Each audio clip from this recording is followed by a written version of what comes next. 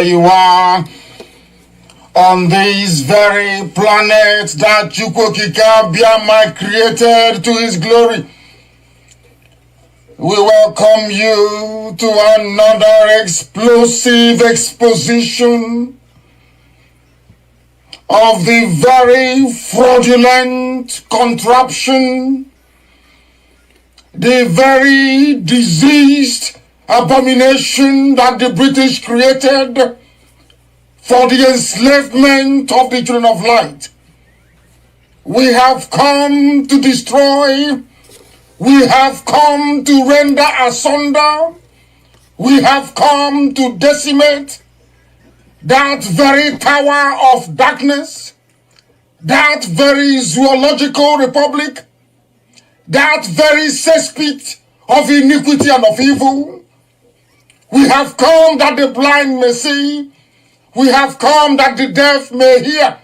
We have come that even those who through no fault of theirs, but as a result of having subjected themselves to a very disastrous educational system in the zoo, they have become stupid. Here we have come to enlighten and to educate, without any apologies to anybody, without mincing words, without fear before our enemies, determined and resolute, indestructible, and the precipitous collapse of the zoo is inevitable, absolutely inevitable. The devil may try all it can. Those who go before them to peddle falsehood, those who go to work for them, those who are the workers of darkness and of iniquity, we can assure them that we are resolute, we are determined, and there is nothing anybody can do to stop this very invade as many times as you like, kill as many people as you like, propagate falsehood after falsehood as many times as you like, buy up every media space in the zoo, go and connive with people in the diplomatic circles abroad, eyebrow consultancy firm in the world, select some diplomats in the zoo and bribe them. Select those you send to the key countries around the world. None of these things you're doing is capable of stopping us. It doesn't matter what you say. It doesn't matter what you write. It doesn't matter the type of chatter you have behind our backs. All those things you're doing is a complete and utter waste of time, because Biafra must come. There is nothing anybody can do about it. That is why we preach this gospel. That is why we propagate this very message of redemption. That is why Elohim said that Biafra will come. You will not fire a bullet, but Biafra will come. Because Chukwokika has gone before us. And you will hear what will happen to the zoo in weeks and months to come. This is 1 year, 2020. They will never, ever, ever in their lives forget. It does not matter what the enemy does, is irrelevant. Buy over Twitter, buy over Facebook, bribe the British High Commissioner to Nigeria, bribe the US Ambassador to Nigeria, department in America. But there is one thing I want all of us to understand this very evening. We are facing a very formidable array of enemies, both external and within. And we are going to overcome each and every one of these obstacles. That I can assure you. That they may know that the God we worship is an invisible God, not a God that was wrought by the hands of men. For we do not worship idol, and we can never ever worship idol. Is impossible. This very family, this IPOB, belongs to the Most High. And that is how it's going to be until Biafra comes and beyond to eternity. This evening, I want to place it on record that our enemies are intensifying their attack against us from every corner. I am not saying this as lamentation or complaint. I am only trying to prepare our people for what is to come. You are being prepared for what is to come. The time has come to separate the chaff from the wheat itself. Our march is very, very near. The enemies are trembling, they are quaking, they are doing all they can to try to stop us. But they have failed very woefully, and they will continue to fail. But I want to tell you that we are getting attacks from everywhere all over the world. And very soon, they will buy over some of you. They will buy some of you over. The spirit of Oba, Biasika, and Ifajuna are still in some of you. When the time comes, they will buy you over.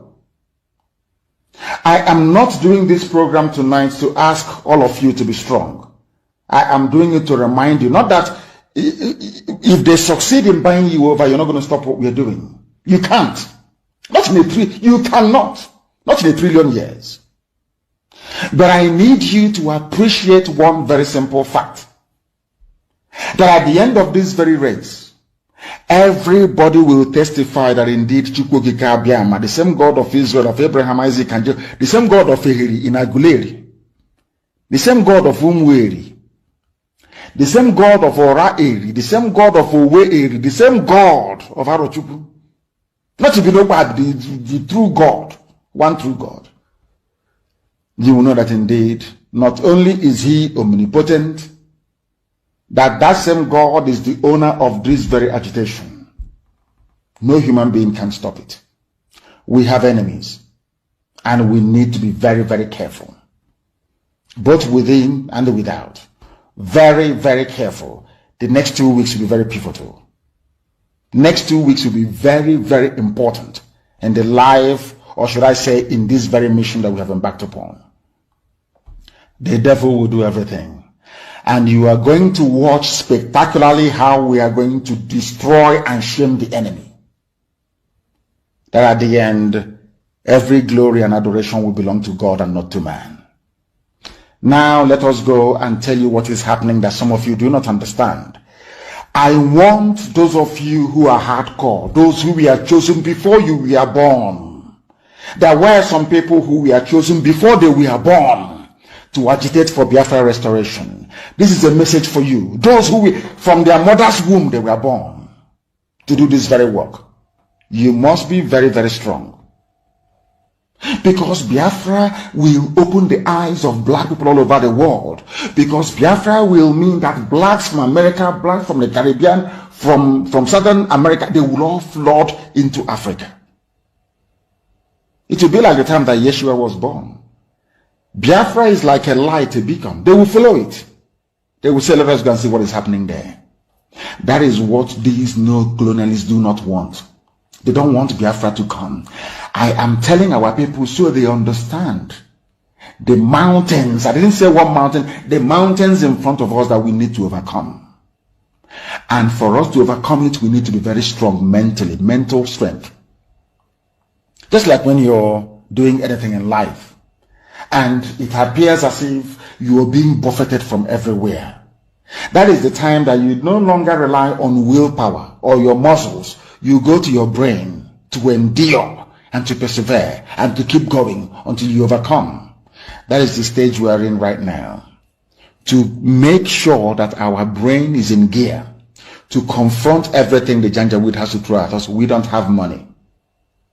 Their budget is over $20 billion to fight us. They can bribe Facebook. They can buy them off. They can do anything they like. They can come to some of you and bribe you off. They can promise you what you've never had before. They can give you maybe a house in Dubai. They can promise you a vehicle. They can tell you, oh, we'll make you vice president. They can promise you anything to make sure that you're like them. But this very IPOB, this very hardcore is not going to move. And I will tell you why we can't move.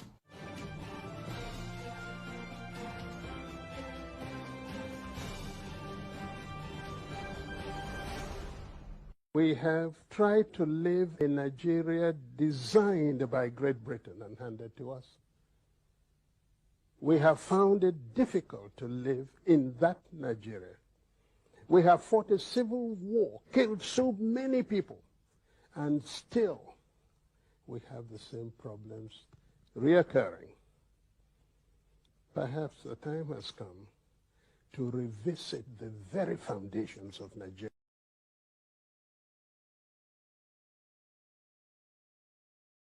Nigeria is an evil entity, very, very satanic. You want to change the narrative. It's IPOB, they're the aggressors. I saw some women, was it yesterday? Give them their Biafra. We don't want to die. Look at murderers calling other people murderers. Can you believe such nonsense? The Fulani leaders, you cannot win. You cannot defeat IPOB.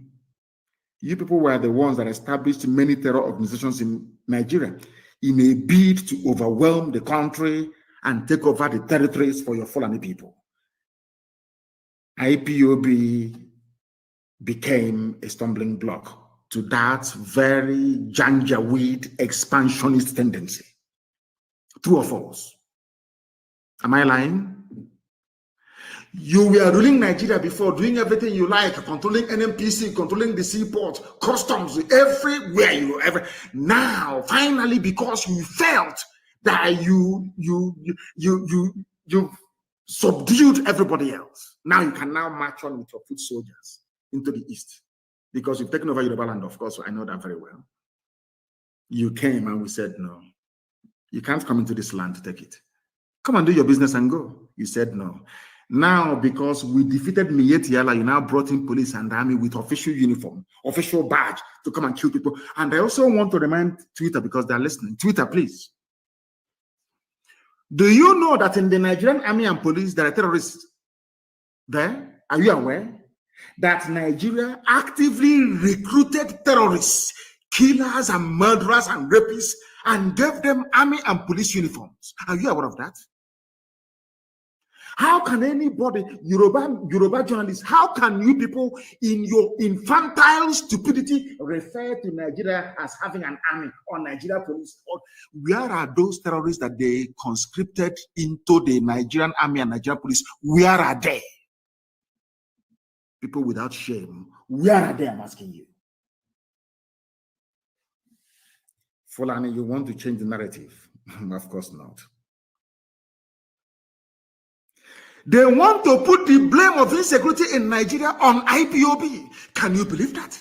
Can you believe these people? Can you believe them? Can you believe these people? And luckily, as God will have it, they are slaughtering themselves in the north. But IPOB securing the east are the ones to be blamed for the insecurity in the east. There is a clip I want everybody to play, please. Who opposed to them opened his mouth and said, I invited the army to come into Olo. There was nothing happening. Fulani, who opposed to them gave Fulani land in Olo to do Ruga, Fulani settlement. And we said no. We drove the Fulani murderers and terrorists away. Who opposed to them now invited his friends, his masters from the north, to bring in their army and heavy machinery into Olu to kill us. That was how all these things started. All of you have forgotten. Black people in this UG, black, you have all forgotten the Genesis. The same way that all of you that are blaming Boko Haram is a terrorist group, Boko Haram, what they're doing. But when Nigerian police were busy killing their leader and killing everybody else, all of you were just there drinking Fradununu. or doing betting on Chelsea versus Man U, or Liverpool versus Man City. Nigeria army and police will go out and commit atrocity upon atrocity. All of you will be there, you keep quiet.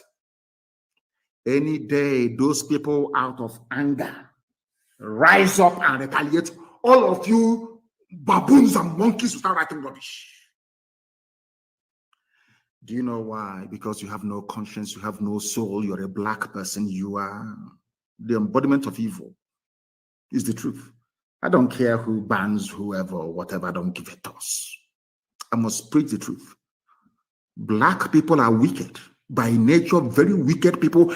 That is why you forget the atrocities that your police and your army always commit. You forget. In a twinkle of an eye, you forget.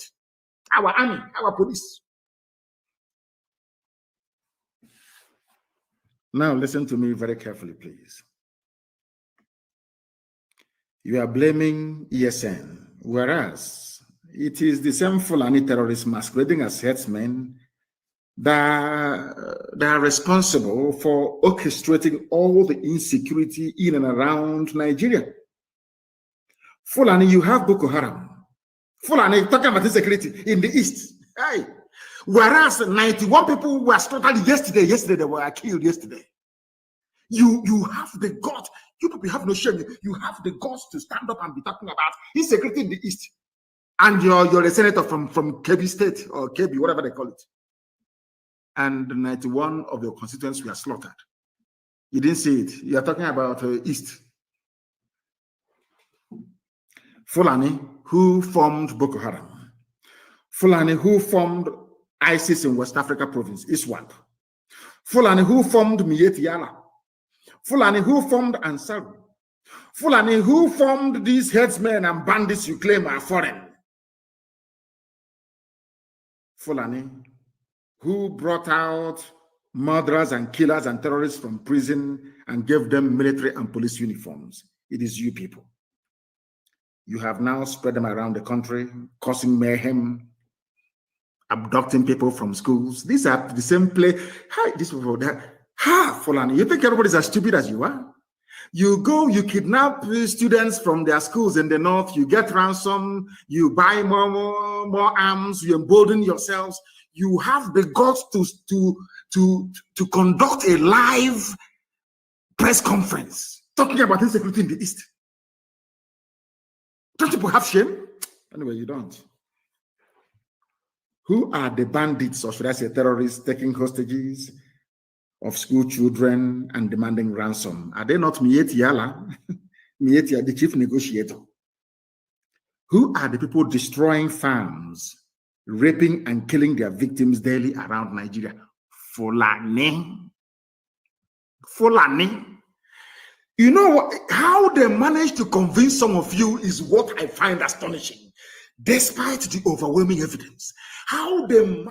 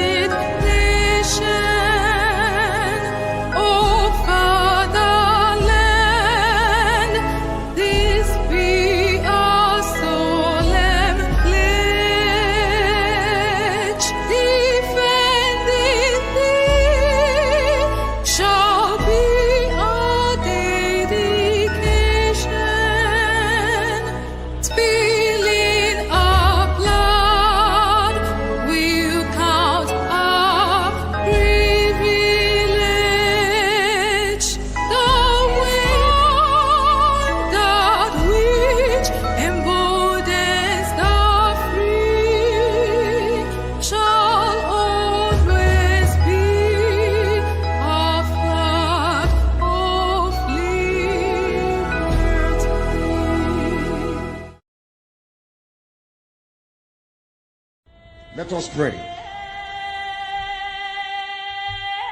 For God in heaven, Almighty Creator, the ancients of the ancients, the maker of the heavens and the earth, you created everything that the mind of a living soul can imagine, but none created thee. That is why we say you are immortal, you are invisible, you are omnipotent. This very God that every generation who has ever had the grace of knowing thee have always testified to your goodness. That is the same God that we kneel and bow before. This God is our refuge and our strength, a very present help even in this time of Janjaweed trouble, even in this time of Fulani rage and terrorism. Therefore we shall fear no evil. This IPOB shall fear no evil. Even if the whole world is against us, even if Britain intensifies their effort to cross this very light of hope in sub-Saharan Africa, even though they shake the mountains, even though the seas may rise, even though they may give all the weapons and ammunition to the Zoological Republic, no matter what they do, no matter how they ferment their rage, it doesn't matter to us. For God, Biafra, is in the land of Biafra. We shall never ever be moved. This God of the ancients will help us now and forevermore. For Biafra shall come, and this Lord of hosts is with us.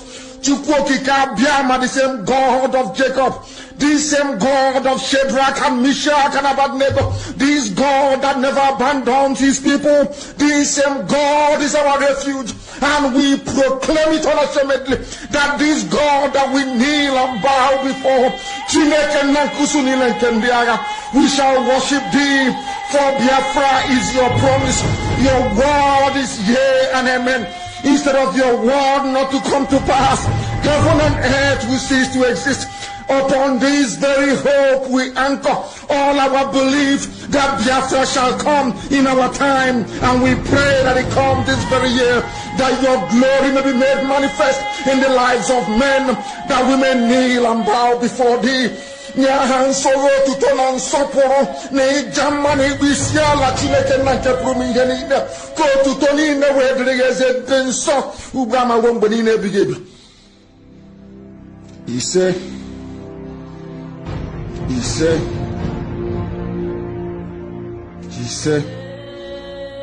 Mama drege chineke.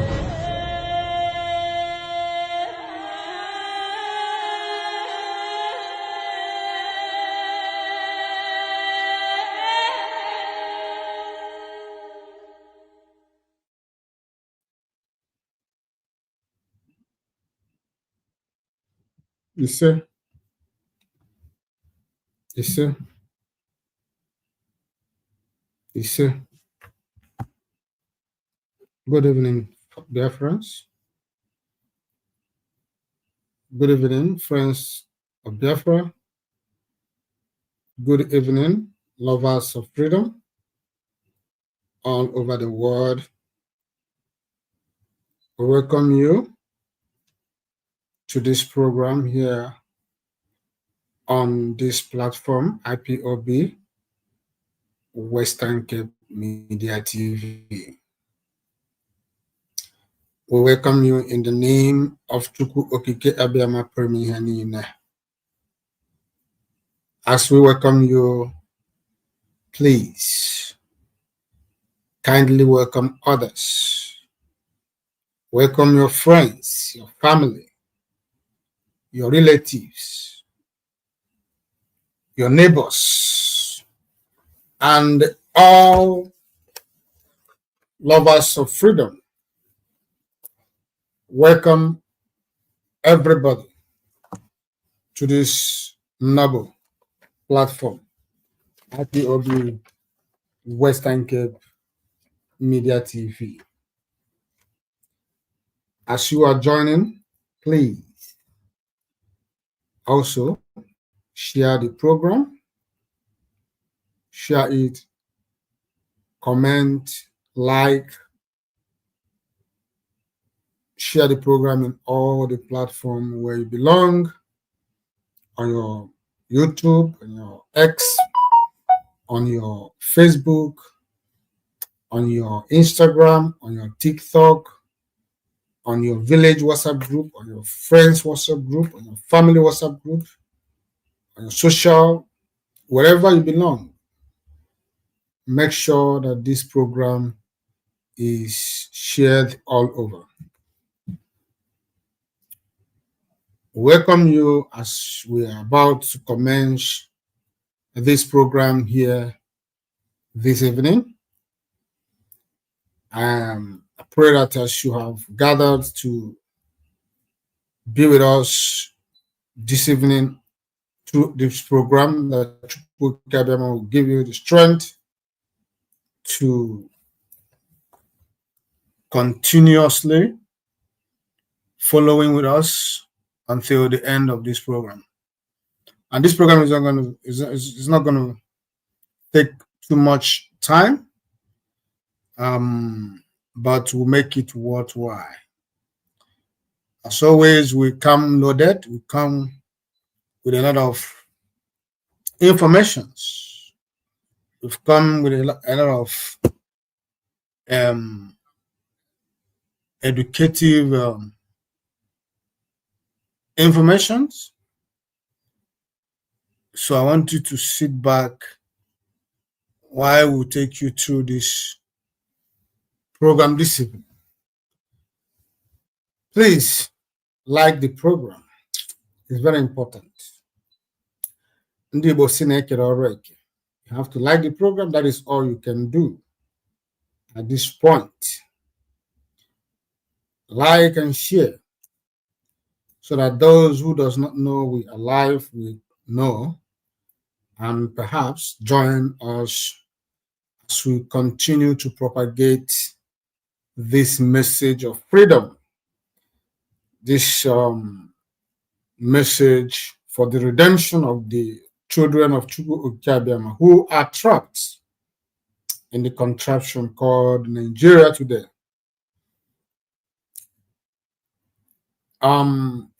This is IPOB Western Cape. Here we are not here for a joke. We are not here for saga. We're not here for drama. We're not here for name calling. We're not here for propaganda sake. We are here to bring you the real truth. We're here for a serious business. We're here to make you understand what we're doing. For those who are not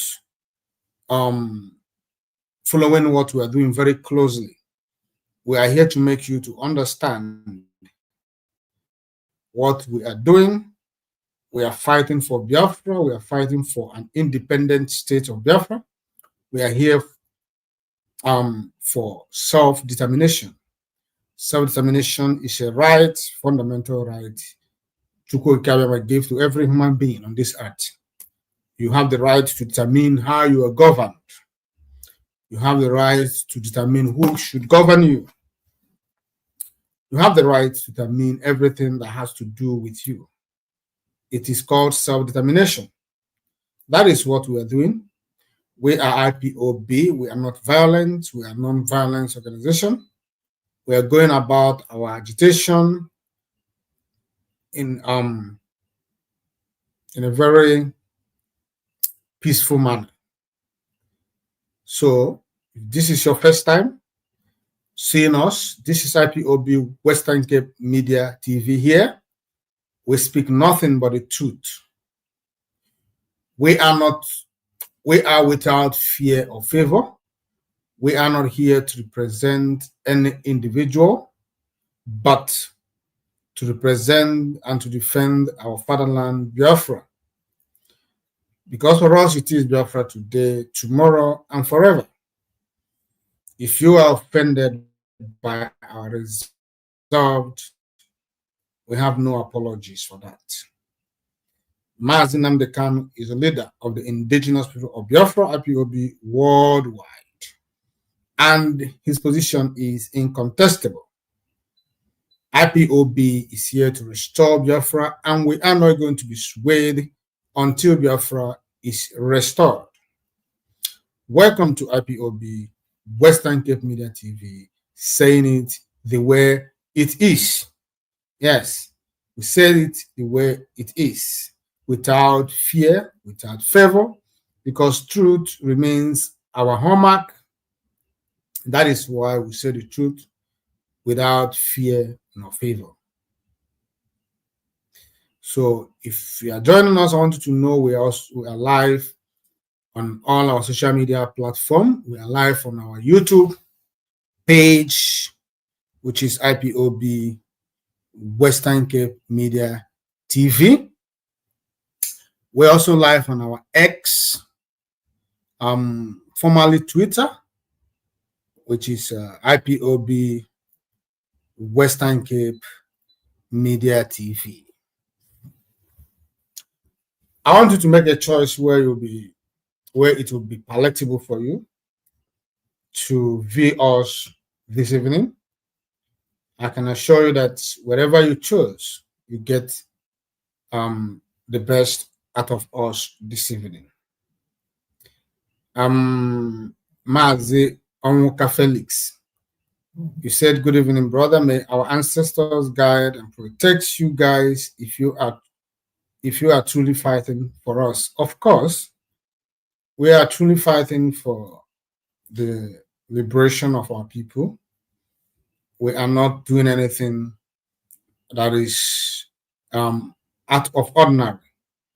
What we are doing is what people in the past did. Even Nigeria, before they got their independence from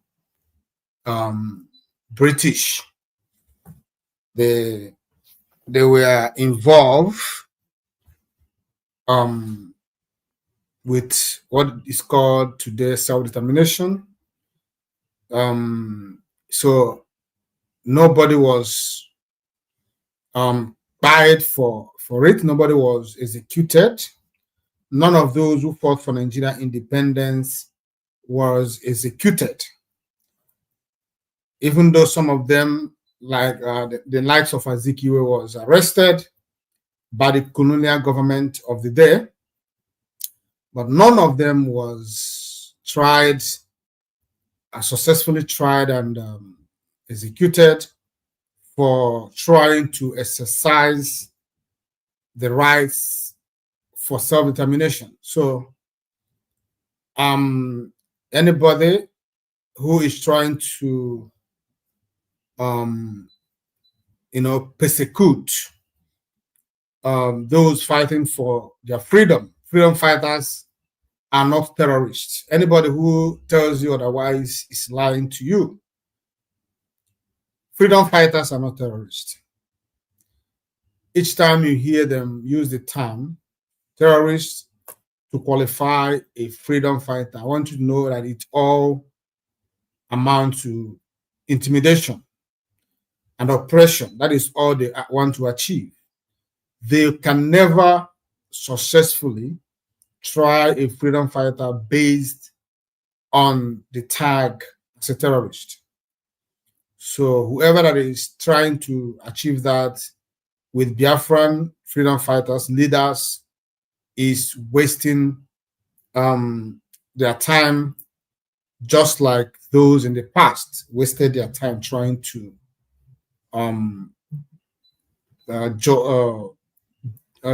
persecute those who fought for the liberation of the people. You are not a terrorist. I am Mazi Nnamdi Kanu. It's not a terrorist. Mazi Nnamdi Kanu is not a terrorist. Mazi Simon Ekpa in Finland also is not a terrorist. Whoever you are who believe in this cause, I want to assure you one thing, that you are not a terrorist. Don't be afraid of the tag.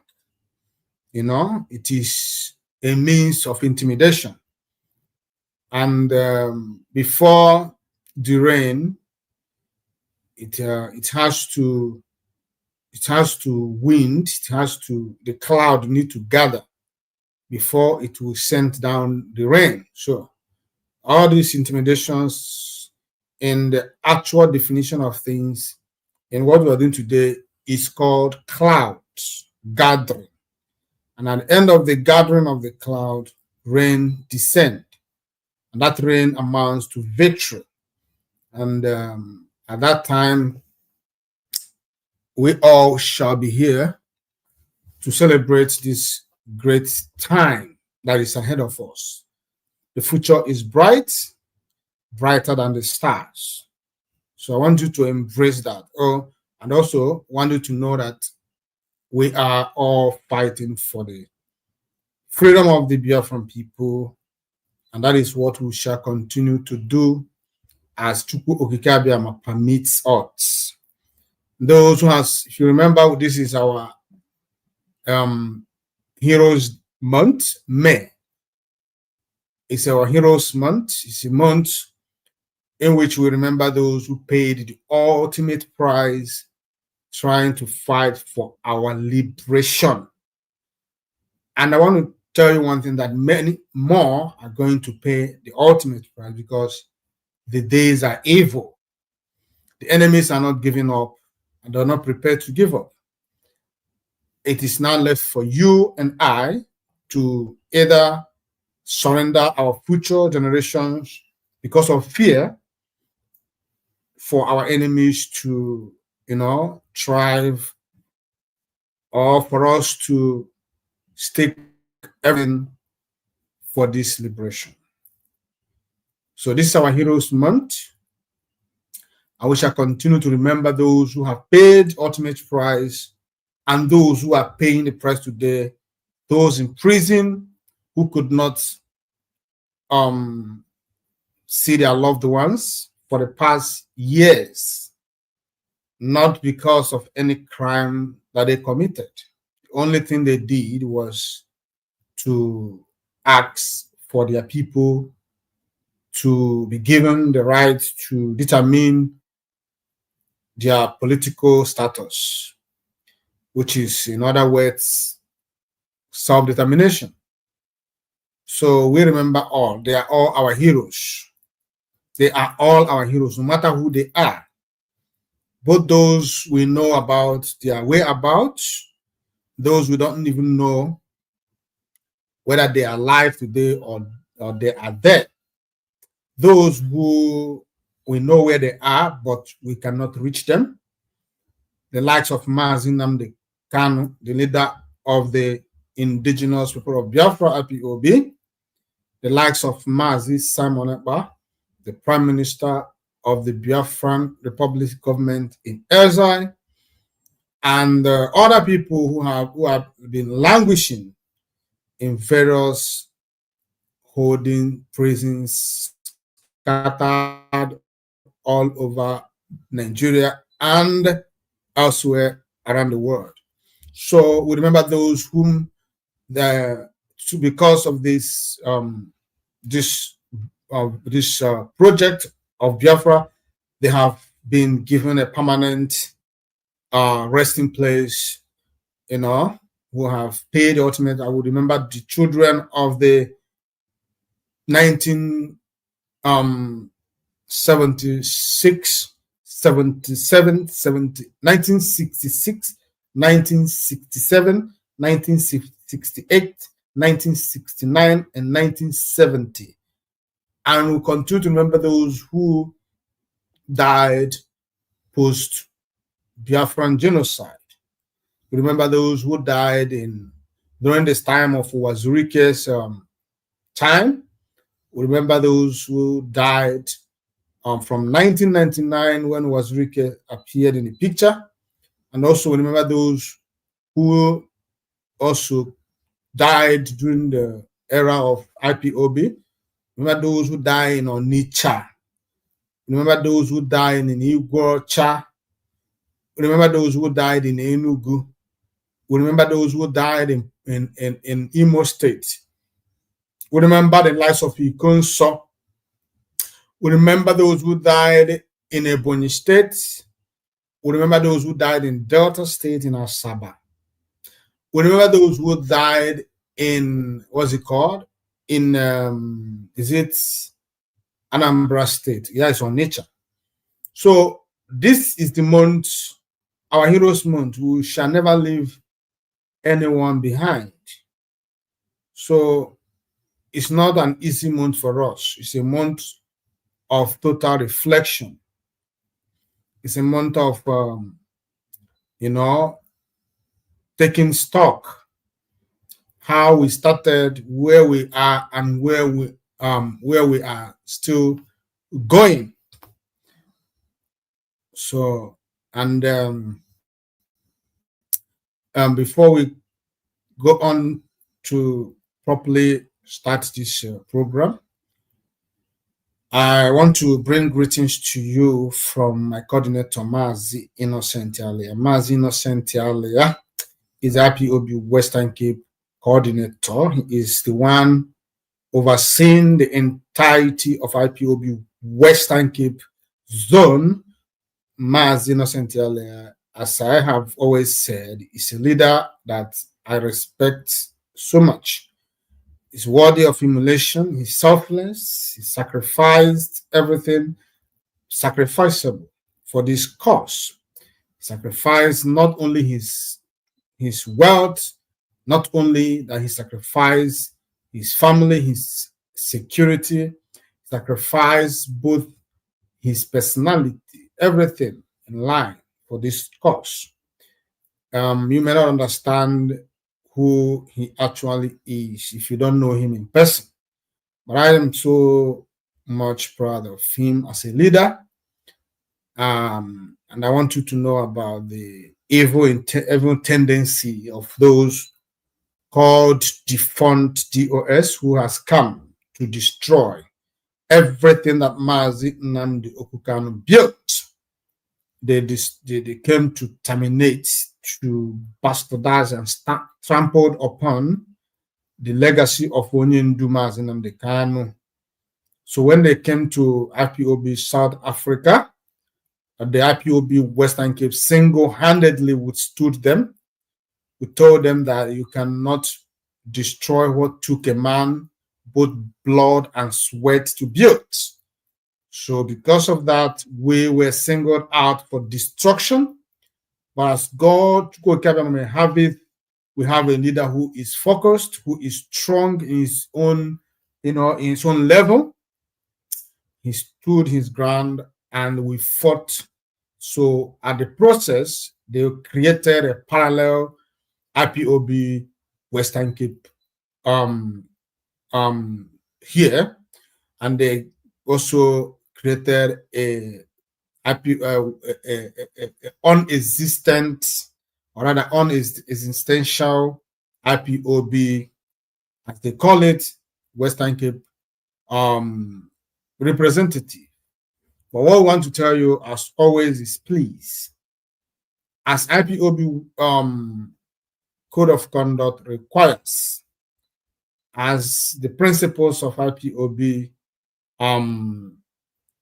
stands, it does not matter who you are. The only person who have rights of sack and of what's it called again, expulsion is the leader, the supreme leader of the indigenous people of Biafra, IPOB Western Cape.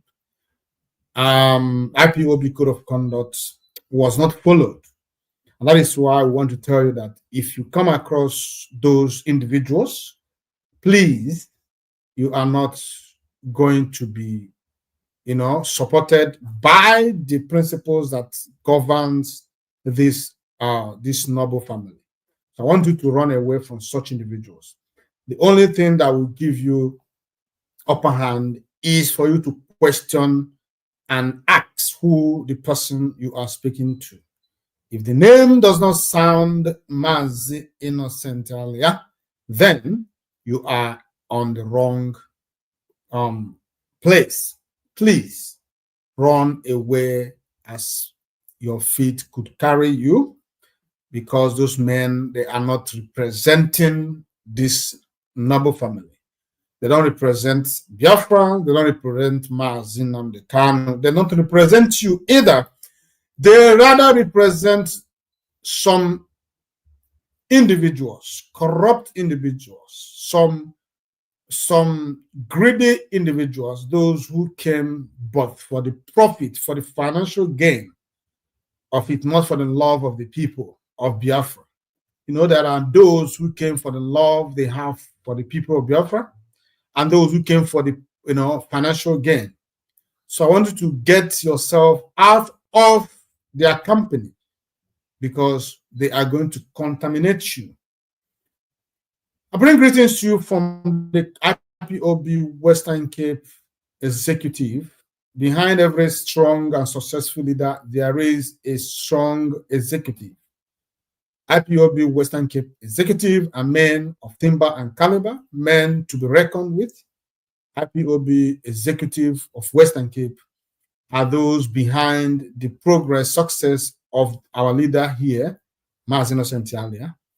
They are men that you must always be grateful for. So I bring greetings to you also for the family of IPOB Western Cape zone.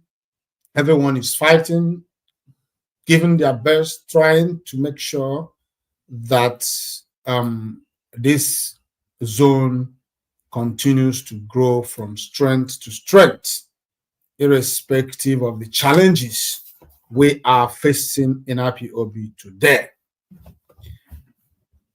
I am Mazi Onyebuchi, and I am your host by the special grace of Chukwu Okikabiyama Prum Ihenine. I am the Parklands Unit Coordinator. I believe in Biafra. I believe that the only hope, the only way out to preserve both our future generations, our legacy, our tradition and culture is, even our religion, is the emergence of Biafra. And that is why I am a proud Biafra who loves Biafra so much. I don't care about any other thing but Biafra. I am an Igbo man. I love Igbo so much. I love Igbo. I love Biafra. These are two things that matters to me as identity. I do not play or intend to play with any of them. I love Biafra so much. I love myself as Igbo. And in my next word, if there is anything as such, I will still come back as one. So I want to say to you, good morning, good afternoon, good night. Good evening and good night to some of you, depend where you are watching from this evening. If you look at the topic of today, it starts with what if? What if Mazi Nnamdi Kanu got convicted by the Yariba judge, Justice Omotosho? I don't want you to misunderstand this topic. There is no cause for alarm yet, and we are not afraid of what the enemies can do to us. But as you are praying for life, also remember that death is behind, around the corner. You cannot totally wipe that memory away. Maka ndị Igbo si na onye ya na ndị iro ya na-erikọ nri, ọ na-eji ogologo ngazi. So we are only saying that, what if the unthinkable happened? As Biafrans, as IPOB, do we have any plan to save our leader? And before I continue, I want you to remember that tomorrow is our leader's, if I'm not, let me check. Tomorrow? Okay, no. Next tomorrow. Tomorrow is 20. His next court case will be 21, and 22 of May. So in the next few days, our leader will be going to appearing once again for the continuation of his trial. So let us continue to pray, to hope that the hands of the evil ones who has gripped him should be loosened and set him free. We only ask that this illegal trial be stopped, because it is an illegal trial, and you cannot kidnap a man and still goes on to try him. Everything should be followed accordingly. You cannot commit a crime. On top of it, you are gaining from that. When you commit a crime, there is a price to pay. So this trial is illegal. That is why we're asking that Mazi Nnamdi Kanu should be set free now. Free Mazi Nnamdi Kanu now. Nigerian terrorist government who are supposed to be standing trial for breaking both the international treaty and local and their constitution, should be the one standing trial, not Mazi Nnamdi Kanu. This trial of Mazi Nnamdi Kanu is not supposed to be in the first place. Let me just play this for a reminder. Well, what you must know is that Nnamdi Kanu is being held hostage on behalf of the famed unity of Nigeria. That's what it's all about. It's as simple as that. If you mention his name in certain circles, they don't want to hear it because they feel like he threatens the real estate called Nigeria. And his Igbo makes it worse because Nigeria's DNA hates the Igbo for attempting, in the 60s and, towards the end of the 70s, to leave a country they said is no longer favorable to their existence. But I keep saying, and I will repeat here again, is there any Nigerian out there in their majority who has not mentally seceded from Nigeria? Not many. That's why people are leaving in droves. Each time you get on a plane leaving this country is full, each time it's coming back, probably full too, but it is those who are coming back to pack their things that are coming back. That's the way I describe it. But the truth is that Nnamdi Kanu has been held hostage. He was abducted from Kenya, extraordinary rendition. The fact that he's kidnapped from Kenya could not be explained shows that any judicial pronouncement or processes after that is null and void. You cannot go and kidnap somebody and bring them before a court. And the courts have made it very clear, even up to the Supreme Court, that he did not jump bail. It was the military that went to his house to kill people, and then he escaped. And now you have brought him back. You ought to respect and restore his bail. That's what I told his lawyers. Why are you applying for bail again? Because the Supreme Court made all the pronouncements except releasing him. And I think it was because they were afraid. And that's why I say he's a hostage to this country. And like you rightly said, there are other people who have made even more egregious pronouncements and fought and carried arms in this country. And you have not treated them the same way because they're not Nnamdi Kanu's, their name don't sound East. And I'm not here to fetish being able. But the reality is that they are not treated fairly. And Nnamdi Kanu is part of the reason why that is clear to everybody. Right. And by the way, I must also reveal here that there are some Igbo elites who are behind this. Whenever there's a crime of conspiracy against freedom fighters, there are people inside and outside who are working together.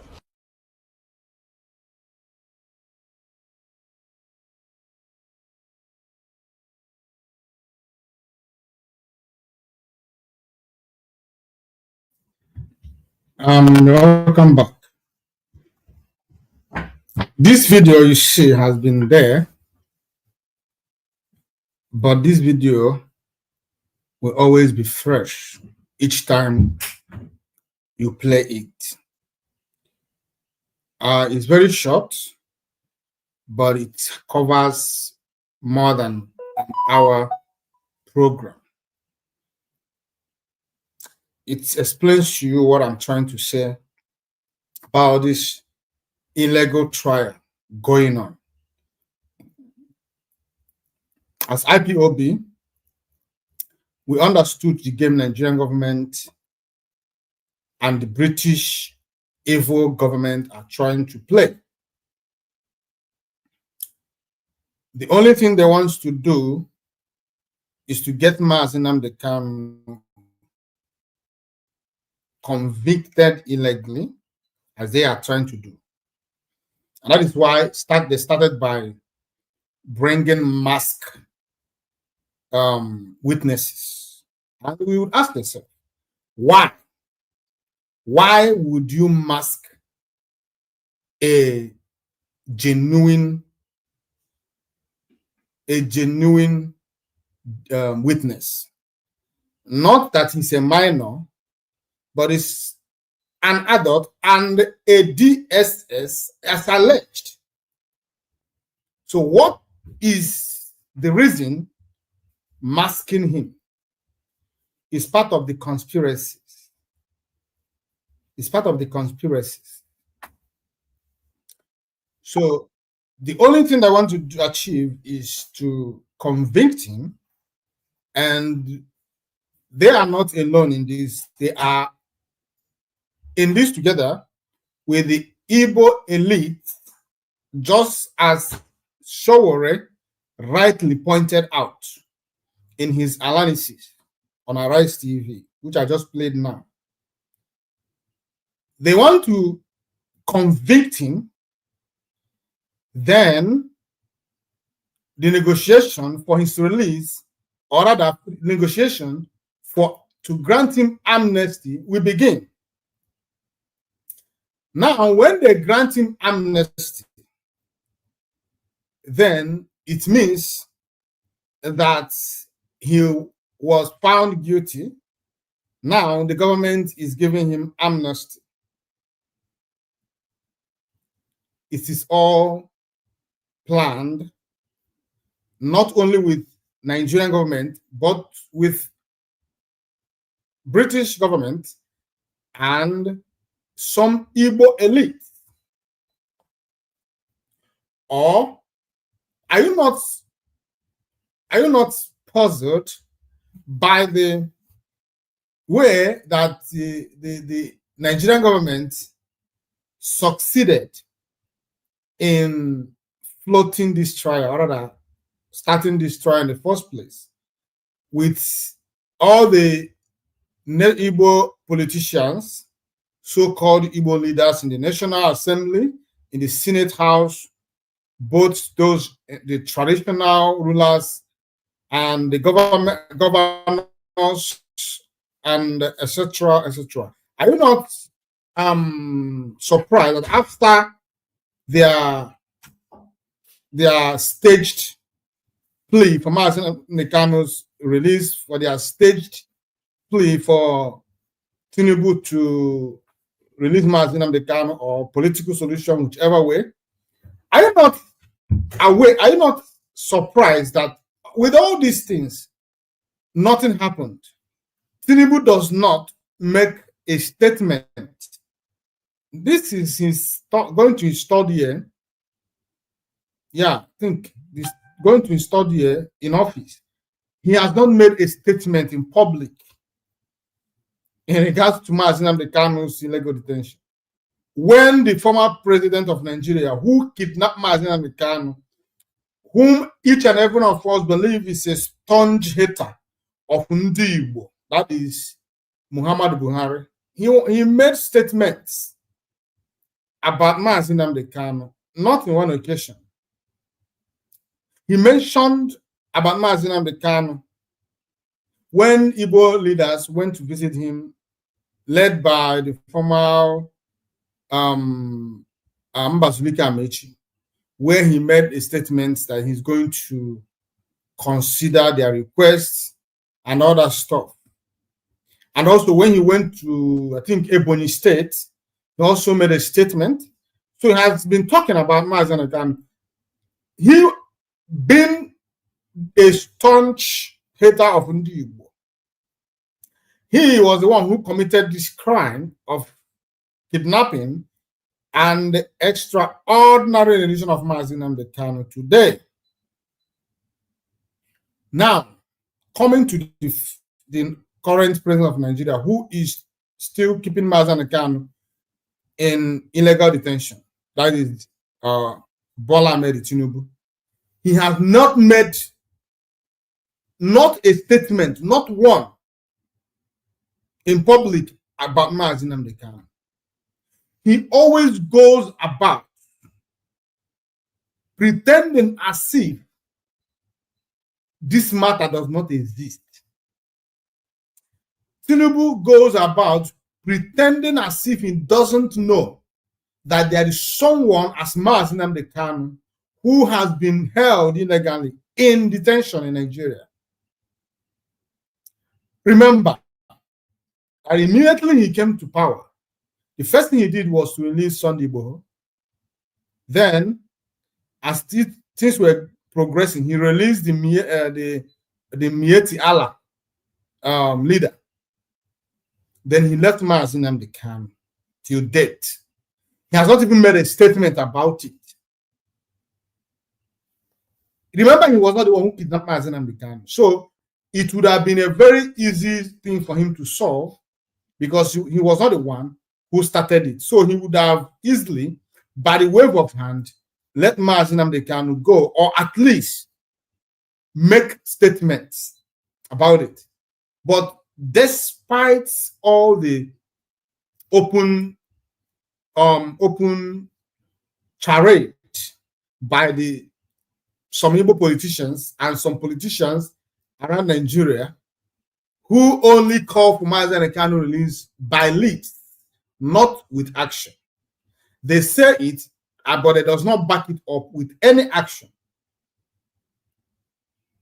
Why would, if you go to the history of Nigeria, since Nigeria existing, Mazi Nnamdi Kanu is the only one who has stand trial as it is today for successfully stand trial for terrorism in Nigeria. No other person since the history of Nigeria. Even now that several terrorist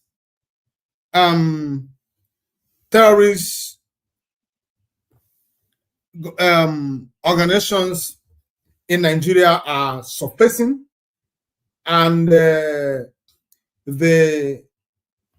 soldiers were arresting a lot of them, both the leaders of, like I told you, the leader of Miyetti Allah was released the other time, and several other terrorists who were caught in the act by the Nigerian military, and those who surrendered by themselves. All these are terrorists who has in one time wasted the Nigerian security villages. They rack and set villages ablaze. They kidnapped children, mothers, fathers, and they publicly executed Nigerian security men and other religious leaders as Christians in the north. Now, when they are caught, Nigerian government will enter into negotiation with them. And at the end of the day, they will not be tried for terrorism. They will be set free and reintegrated into the Nigerian system. Even there was a time one of them came out to say that if a Boko Haram surrenders and repents from whatever he's doing, then he has opportunity to be the president of Nigeria. Imagine a country where a former terrorist is a president. Imagine. Remember that a terrorist is always a terrorist. There is a soft, he had already developed a soft spot for terrorists. So Nigerian security and Nigerian people assuring you that in the future, as a terrorist, a Miyetti Allah terrorist leader could end up becoming president. Am I surprised? No. They didn't just talk, they work it out. Today, the current vice president of Nigeria, in the person of Shetima, as whatever his name is, a man whom in the past a terrorist was caught in his protection in his house, a man that was fingered as a terrorist sponsor in Nigeria.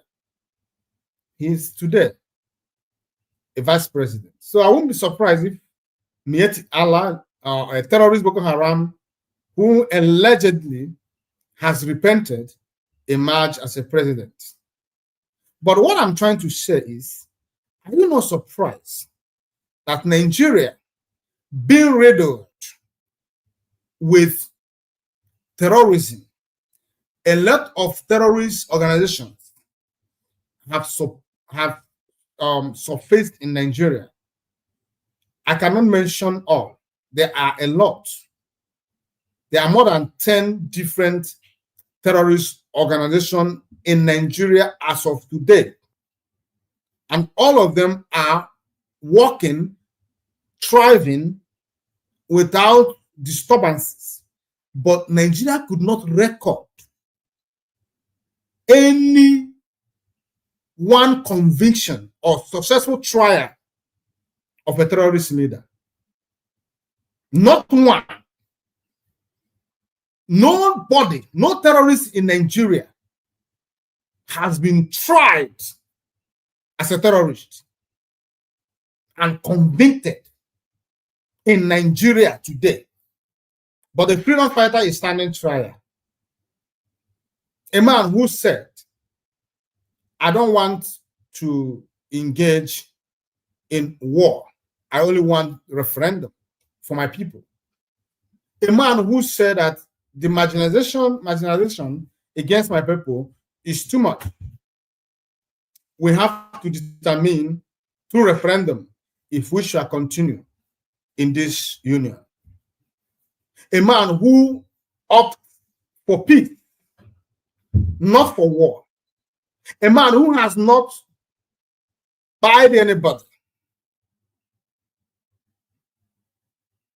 is standing trial for terrorism today. That is the height of injustice. It is an insult to the Igbo nation and to Biafra at large. It has come out to show that we are not regarded as human beings in that contraption. That is all it takes. That is all it is saying. It only points out one thing, that we are slaves. Because it is only a slave who does not have rights. A slave does not have rights, not once.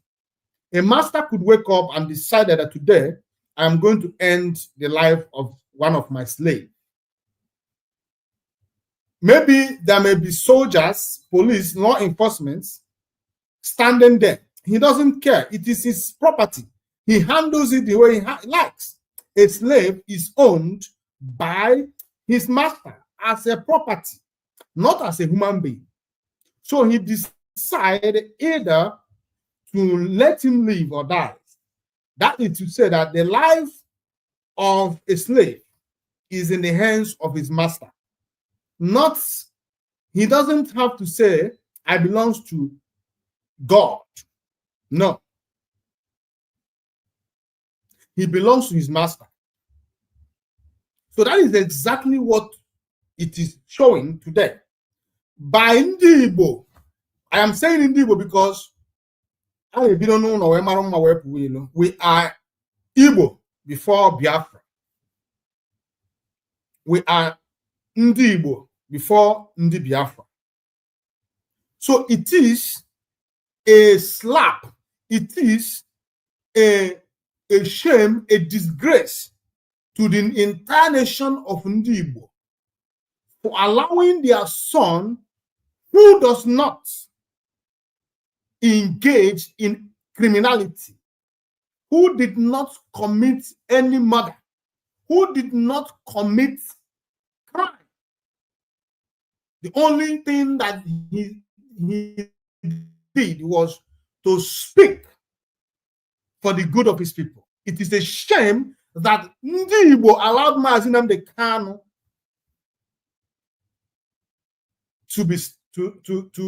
to stand this illegal trial.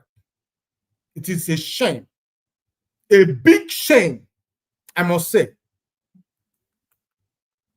I have never regretted or felt ashamed before as an Igbo man, but this issue of Mazi Nnamdi Kanu, this trial of Mazi Nnamdi Kanu has made me to have a rethink if something has actually happened along the way. Are we actually the real Igbo, or are we a hybrid Igbo? Are you sure that something has not happened to us as a people? Why would terrorists be walking freely without anything, without fear? And our own son is there.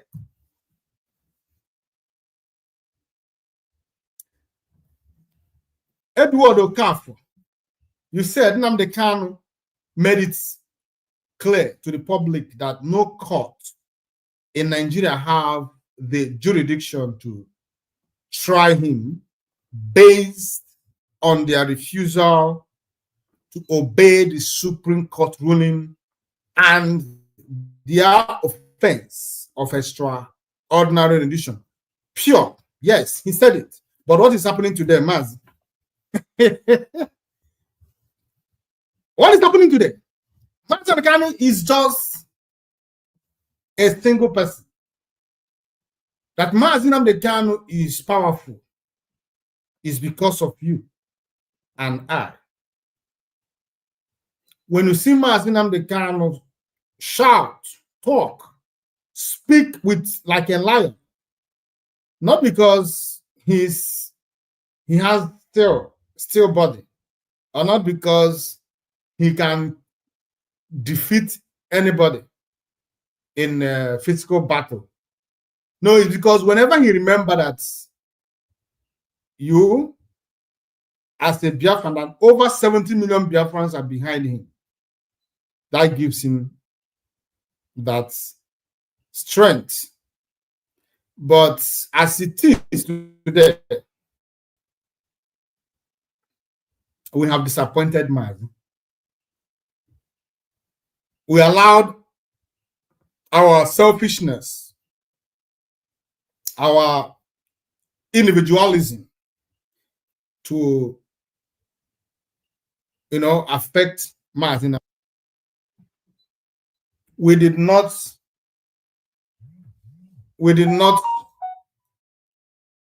rally together.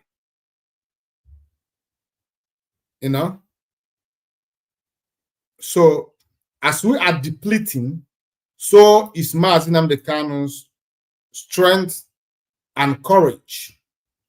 Yes, he did say that no court in Nigeria had, or rather has, the jurisdiction to try him in Nigeria based on the fact that he was kidnapped and extraordinary rendition. Yes. But in your presence, the trial is going on. And you can see all the lies that follows. You can see all the, cooked up stories, all the twisting, all the manipulations. They are trying to manipulate the courtroom, the trial judge. And I have said it before, and I will continue to say it.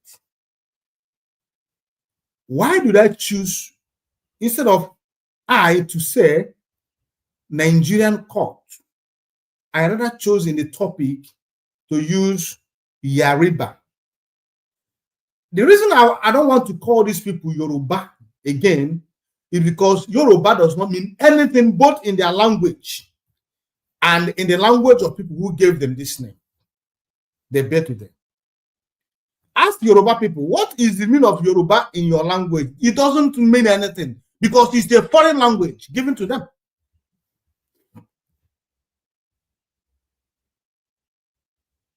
And if you ask the Hausa, the Fulani, the Hausa people who gave them this Yariba, what is Yoruba? They don't know. But immediately you ask them, what is Yariba? They will tell you, oh, treacherous people, unreliable bastards. That's what they tell you.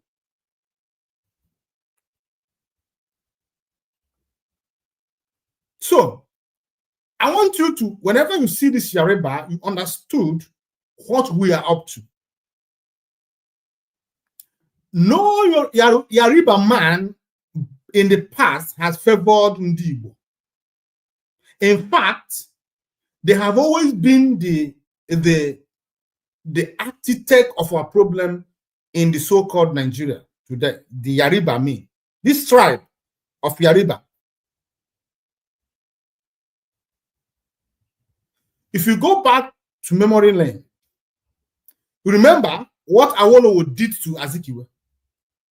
Azikiwe in his foolishness, because whenever you talk about our predicament today,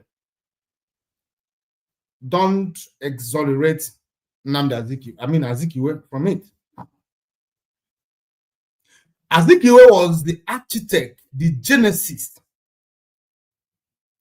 of our problem as Ndibo.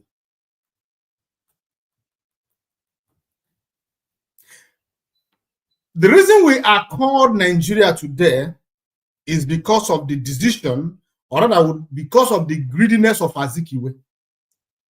Azikiwe was so greedy that he was fantasizing on one almighty giant Nigeria.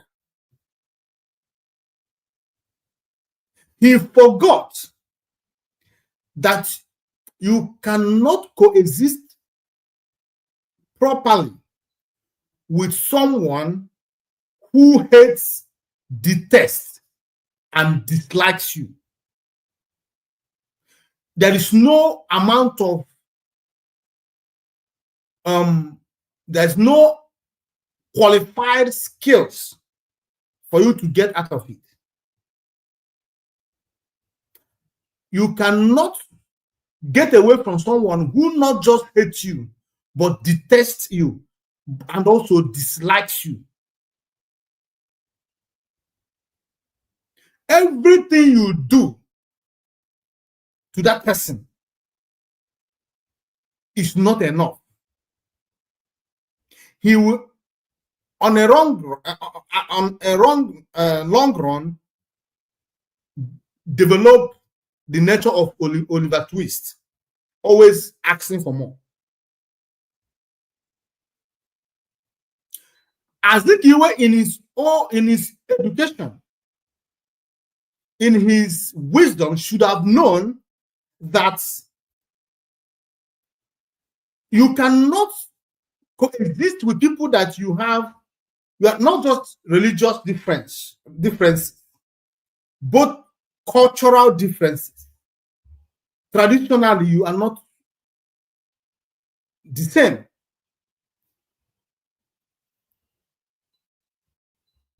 In all ramifications, you should understand that it is impossible for you to coexist successfully with such people.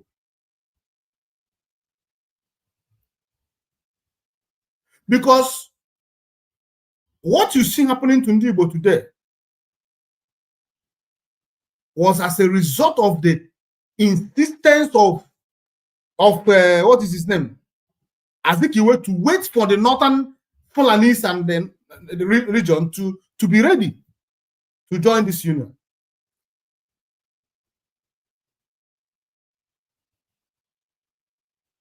Because according to the history, Nigeria should have gained independence before 1960.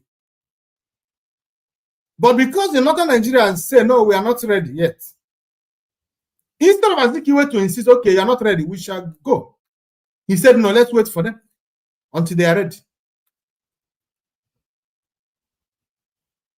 And another thing is, Azikiwe should have been she should have been leader enough to understand that even marriages get sour. Lovers could sometimes turn bitter enemies. Husband and wife who are so much in love with each other could, at a stage of their marriages, become enemies. And the next thing is to go for divorce. Azikiwe, because I have read in the history that Awolowo wanted to add a referendum in the Constitution of Nigeria 1960. That if any region wants to go, that they should be allowed to do so. But Azikiwe decided that no, it is not okay. We should do this indissoluble of Nigeria is indissoluble, Nigeria is indissoluble. You hear today, Azikiwe was one who initiated it. If not, he would have allowed referendum in the Constitution of Nigeria in 1960 when Awolowo supported it. But Azikiwe, being the majority, mooted it. And you know Nigeria, and Igbo si, no chọrọ mgbana si na alọgo ya anya. Nigeria, being what they are, the Yoruba people, knowing what they know today, when you talk about, oh, why not mend the constitution, they will tell you no. It was Azikiwe who said no. Because of that, we shall continue to be one Nigeria. Because, oh, they are gaining. Oh, the Yariba people, they are gaining from one Nigeria. So much.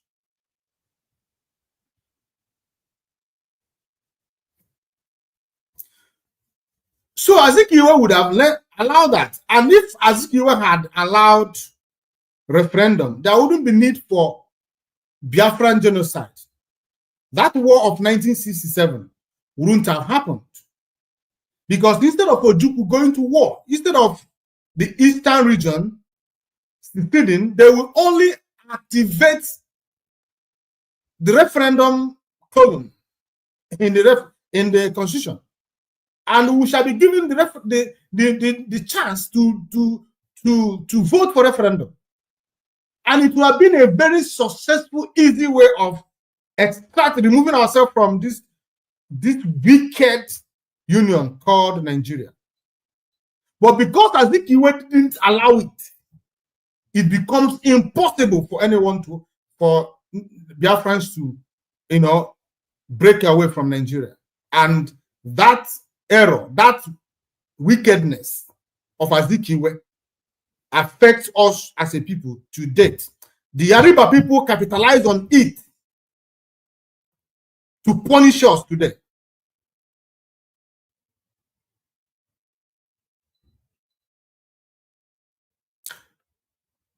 Edward Okafor, you continue to write, you said, then after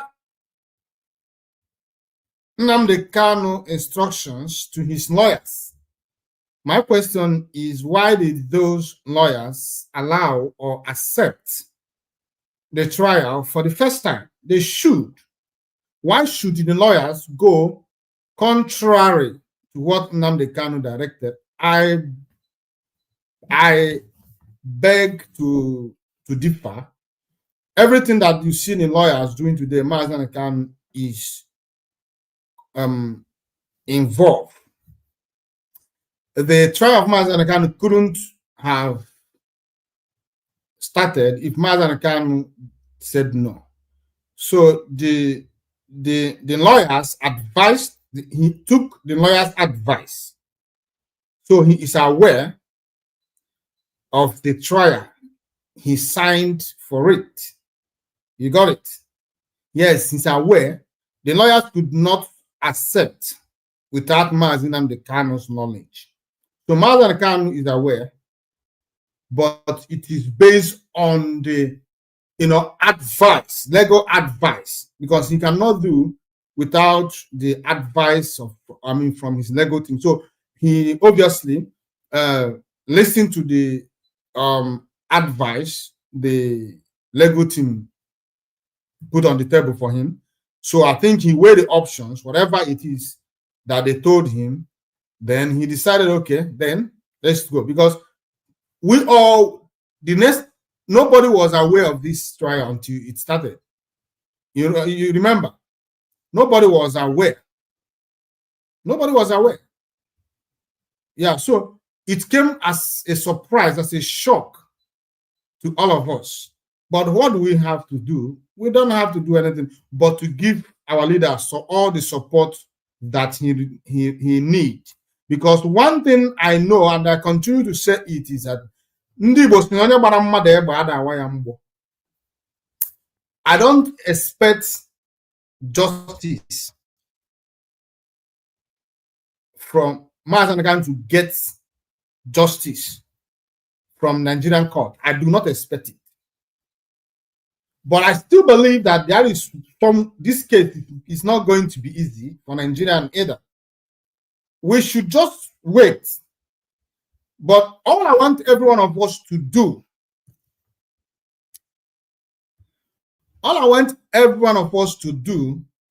is to keep our eyes on the ball.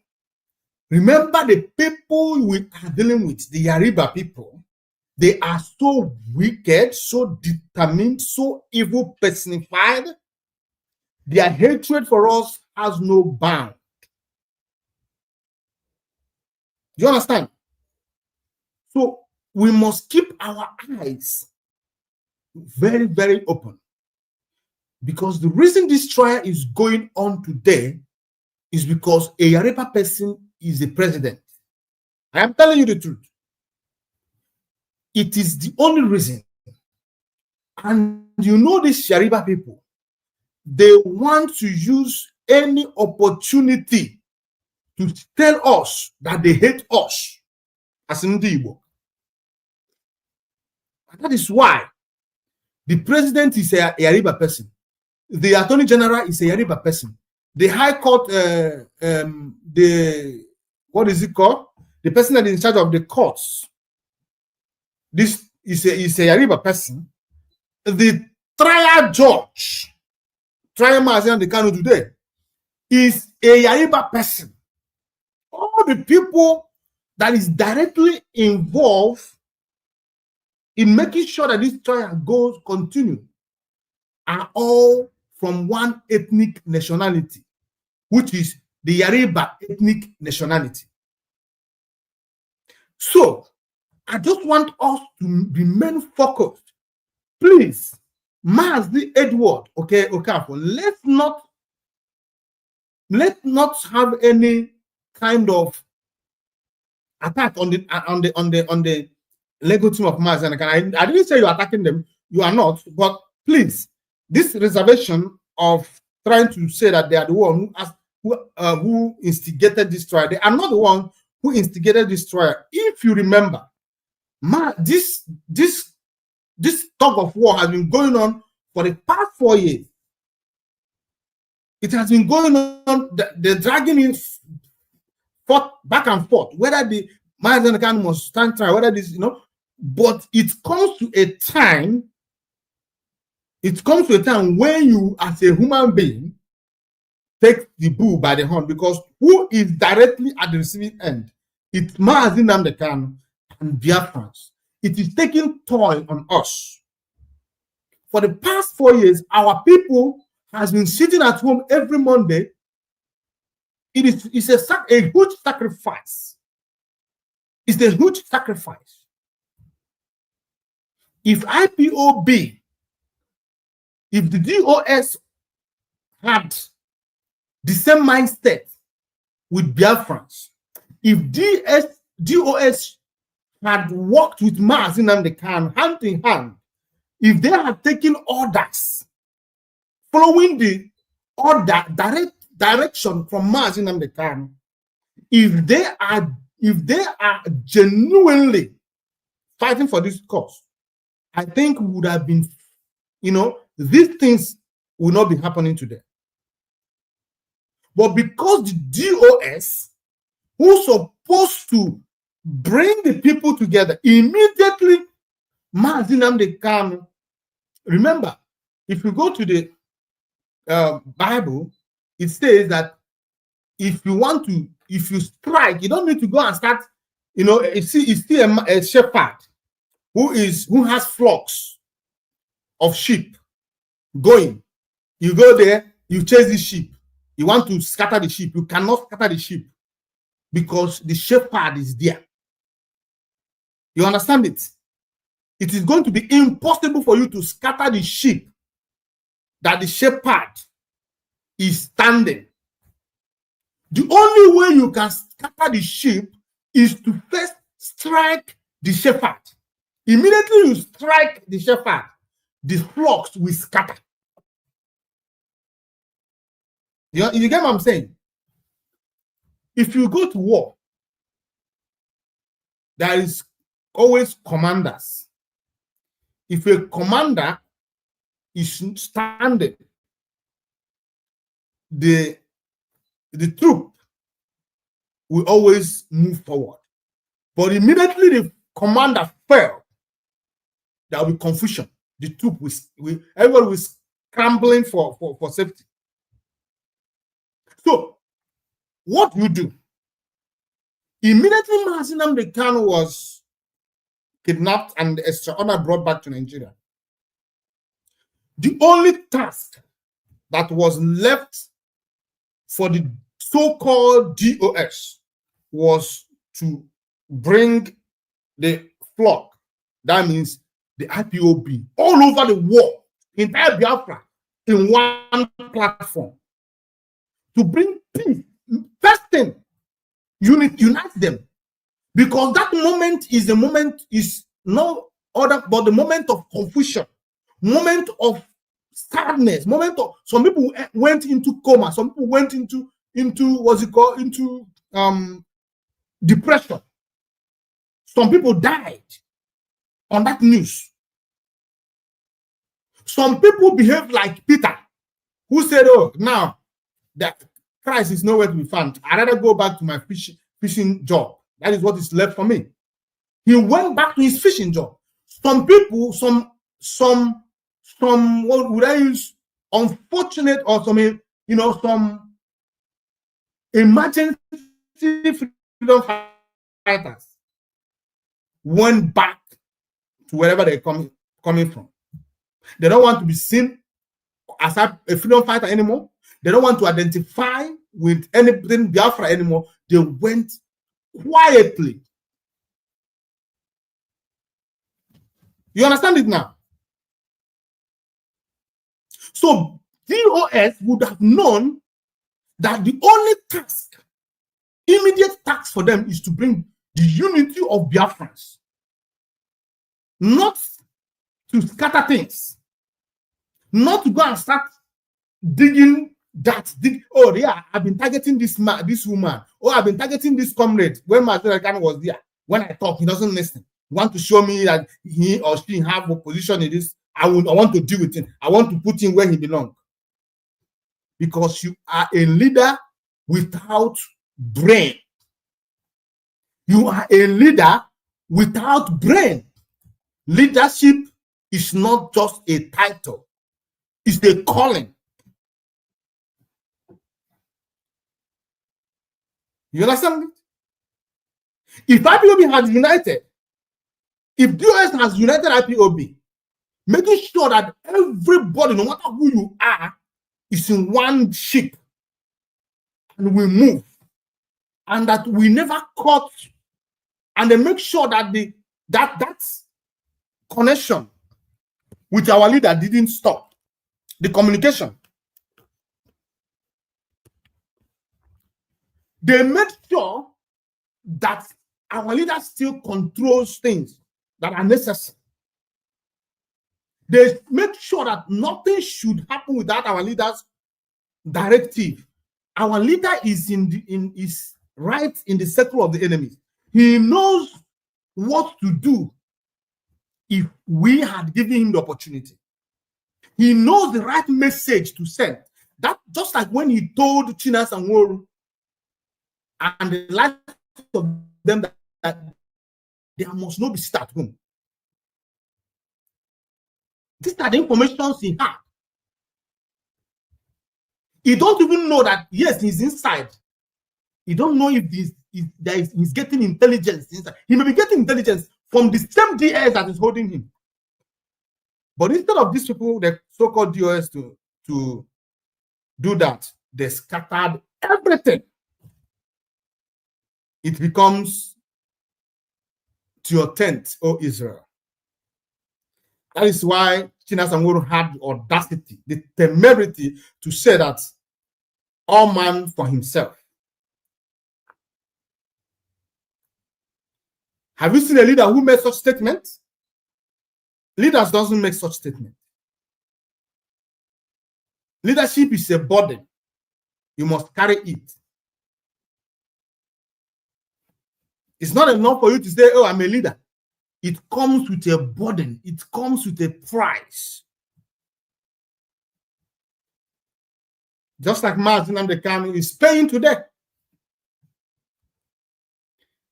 Mazi Edward Okafor continue to write. He says Fulani kidnappers are in all bushes in Biafra land, eyeing people and slaughtering our people on daily basis.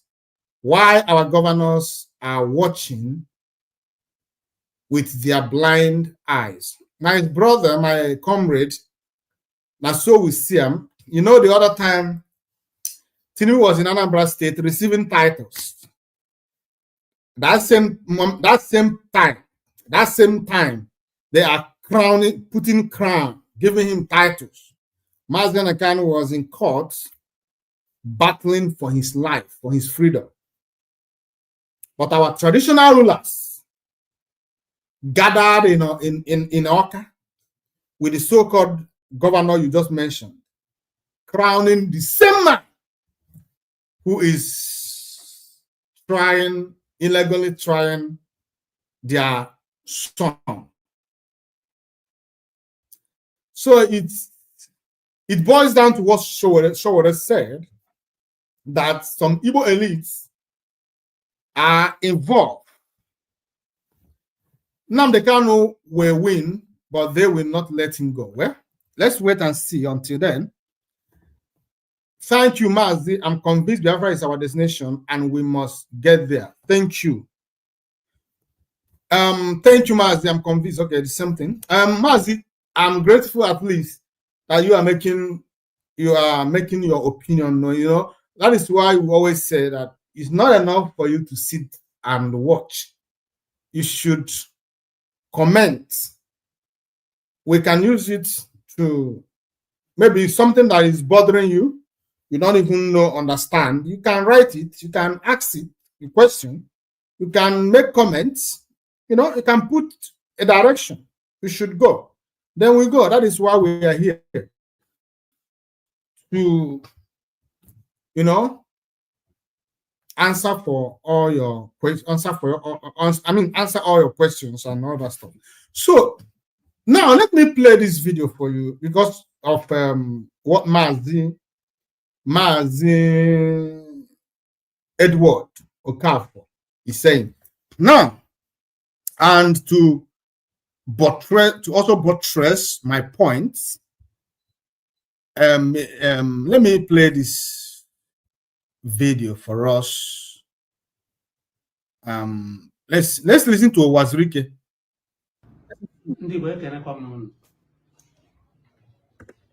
Video I'm name wow when I was around the so on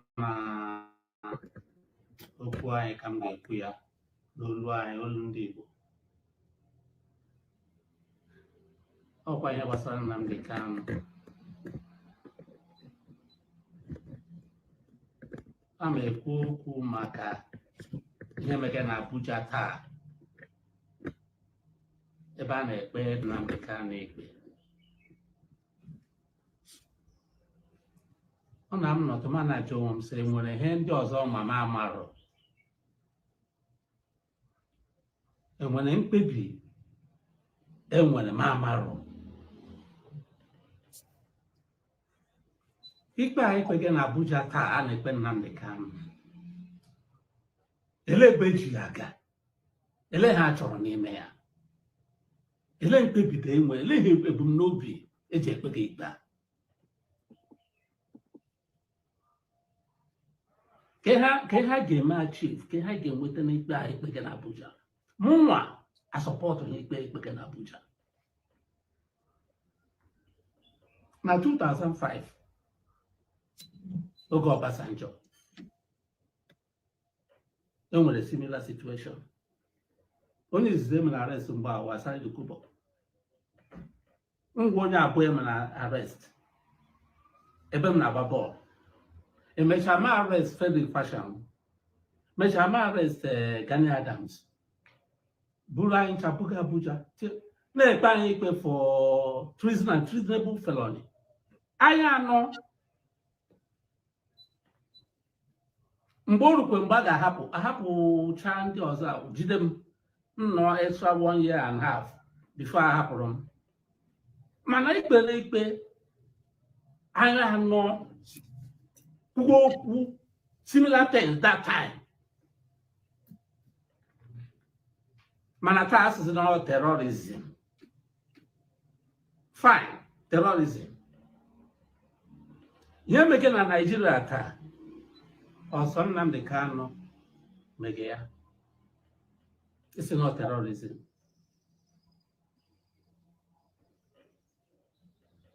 You need a Bugelu Bawsa from Maiduguri to Zamfara to Kaduna to name it. The entire North Central, the way get the same. Or terrorism again. Bugono wana. Manda woji, mandami, moni humonyas. Okwego de Gendia.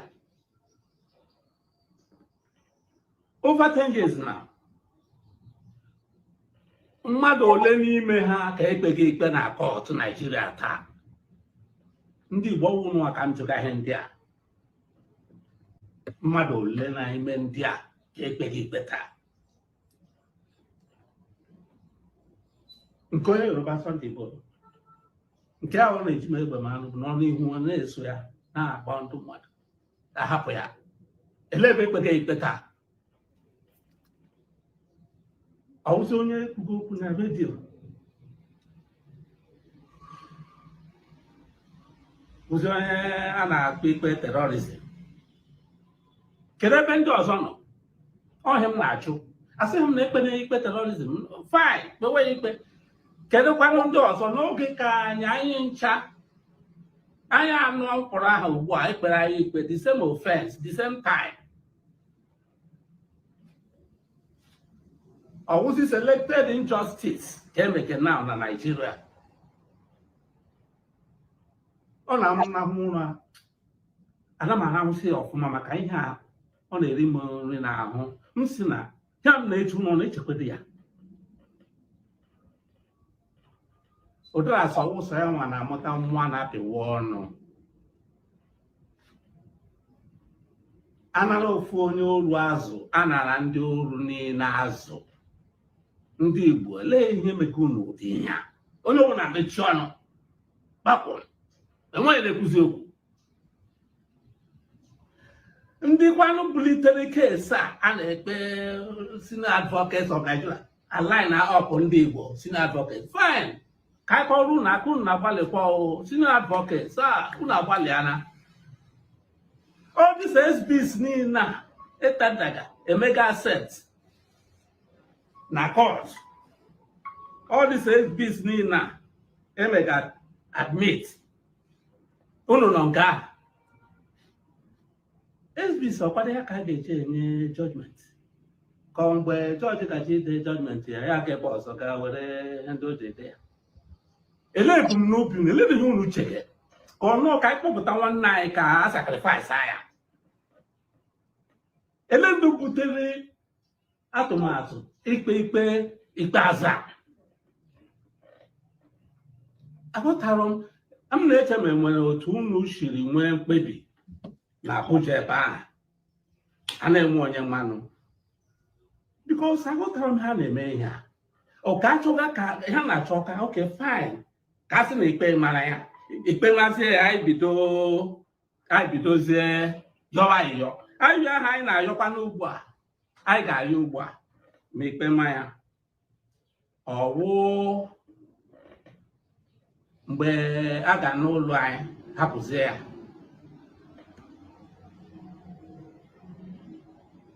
mgbe ekpe a si ikpe amagwe ya anyị ọzọ ayọ ahapụ ya gwa ya ga ahapụ ya na ndị Igbo dị suppose ịpụta ime taa bụ isi na mba aga ekpe nwaanyị ikpe ọwụna asị a na-ekpe ikpe sị ikpe onye ọwụna kpọpụta isi nta enwere mgbe e bidoro onye isi Boko Haram chetara ebe a ga-aga zuo ya bụ na gọọmenti lodge Borno steeti na Abuja gọvanọ na-azụrụ ya mgbe akwa na vice president taa ile ihe ewu onye mmeta ha na ndị Igbo onye ụgwọ na-akpọchi ọnụ pịam enweghị na-ekwu okwu enwe onye Igbo na-azọ nwanne ya weta ya ka egbuo weta ya ka egbuo elee ihe ọjọọ Nnamdi Kanu mere na Naịjirịa taa na-enweghị onye mere ya mbọ na-enweghị ndị niile na-agbụ isiga ndị mmadụ ọwụ terrorism ka ọ bụ elekwado ebe ha na-ekpekwa ha ikpe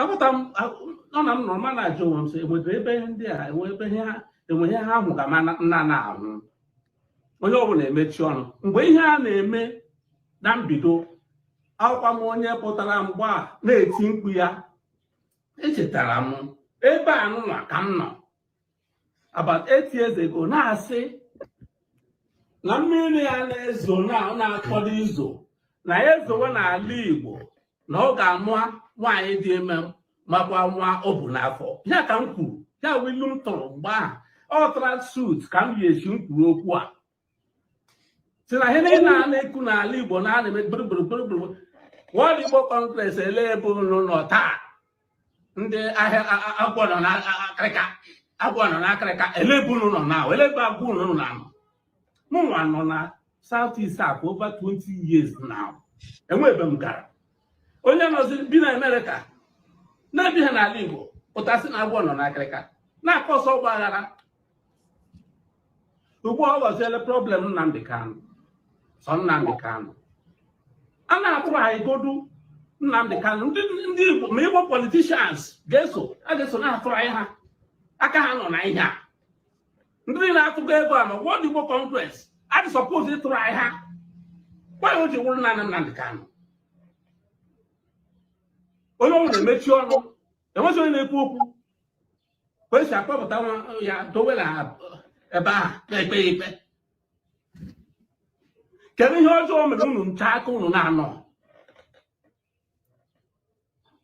ndị Igbo adịghị suppose support ikpe taa to be very honest ka m kwukwa eziokwu ndụ mere my feel na ekpegide ikpe na ihe gbasara Nnamdi Kanu bụ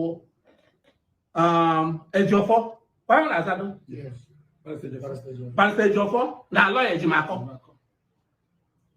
terrorism treason and treasonable felony awụghị eji egwu onye na-anọ si na-ewo si na advocate of Nigeria ewere SBS na-apa ịlụ ka emere ebe admit gị nọ o wee mechaa admit ihe niile a ka ihe ị ga-eme judge na-ede judgment ya sị how many senior advocates of Nigeria kpere ikpe ka m hapụzie SBS a ka ọrụ ịmụ ya ka m ga-eche ede judgment. Gịnị ka mere ha? Gịnị ka afọtọga ihe a? Aghọta m ihe ebe unu ga-aga o. Ihe m ga-ekwu ka m kwukwe ya. Olukwe a ga-echeta na m kwuru ihe dị otu a. Aghọtara m ihe unu meghe. Ọwụ ekpecha federal gọọmenti anyị ọgede kamgbe echi. Ege ha ntị. The judge n'onwe ya anwa. Even without evidence, without SBS ndị a, na gọọmenti chọrọ ka a convict ya. Even without ihe ndị a, the body language federal government is show na ha chọrọ ka convict Nnamdi Kanu. Otherwise, ayọgide na-ekpegide ihe nọ n'isi ya, ayọ ekwe ha. Anyị ga-enye aka si pụta nwanne anyị ka egbuo. I guess una support her because him unu medubu unu support ya. Or convict you why I guys some people happy. I got happy because the moment I convict her, as an ikpa manonya, ekwe change kwana. Hebu nuta awusi ko todi. Anything can happen. Ima the conviction at the Flavia. As a make because I'm man when I'm meeting na how when in Abuja. Assurances hanya no eje kpeke baza. Oh take eje kpeke treason and treasonable felony. Solution ya political solution. Owo ya na ekpe na court. Ikpe we na court he ka ji hu ebe ahụ ga like ya. O ka efe for ke. Hini na na ebe ta ga efe for ayo, ga efe for ndị Igbo. Ka nkwukwe yo gwa. Olukwe mgbe ọ ga amasa kwagwara m ụlọ agwa. Amakwa ebe ndị a ihe hapụrụ uche amakwa ebe ha na-aga. Anyị adịghị suppose iwere nwanne anyị nwoke kpọpụtara ha asa ikpe gị aka ụwa zuru ka anọ kwa n'ime ya. Asị m ka m nkwukwe ka m taa ka anụkwa olu m ọ bụsakwa nụ ndewonu.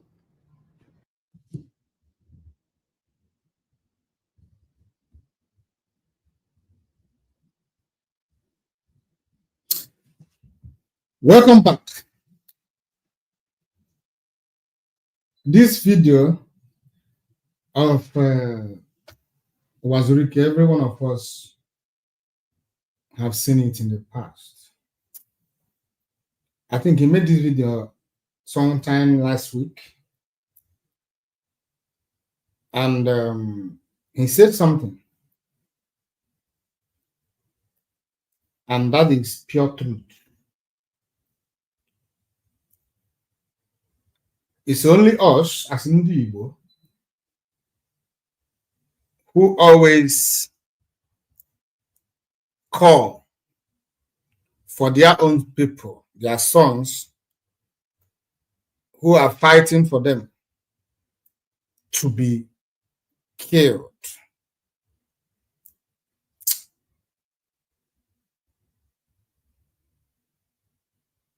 I don't believe that no matter what, as a country, I mean, the type of country we came from as in Nigeria, I don't think it is wise for you as Onibo to support that your own son, no matter what he is doing, to be bad. A Yariba person will never, no matter what that his son is doing, he will never support you as Onibo, to get his person, his fellow tribesman. Look at the other time now. before 20, I mean, during 2023 election, or before that, Tinubu being convicted in America as a drug lord. All Yariba people, Yoruba Rolu, all of them rallying around their son to make sure if it were only Igbo, Igbo will even go and dig more and bring it out. I didn't say that it is good to cover evil, but when you find yourself in such environment where everybody is shielding and protecting their own, please, you should join. You can't be more Catholic than Pope.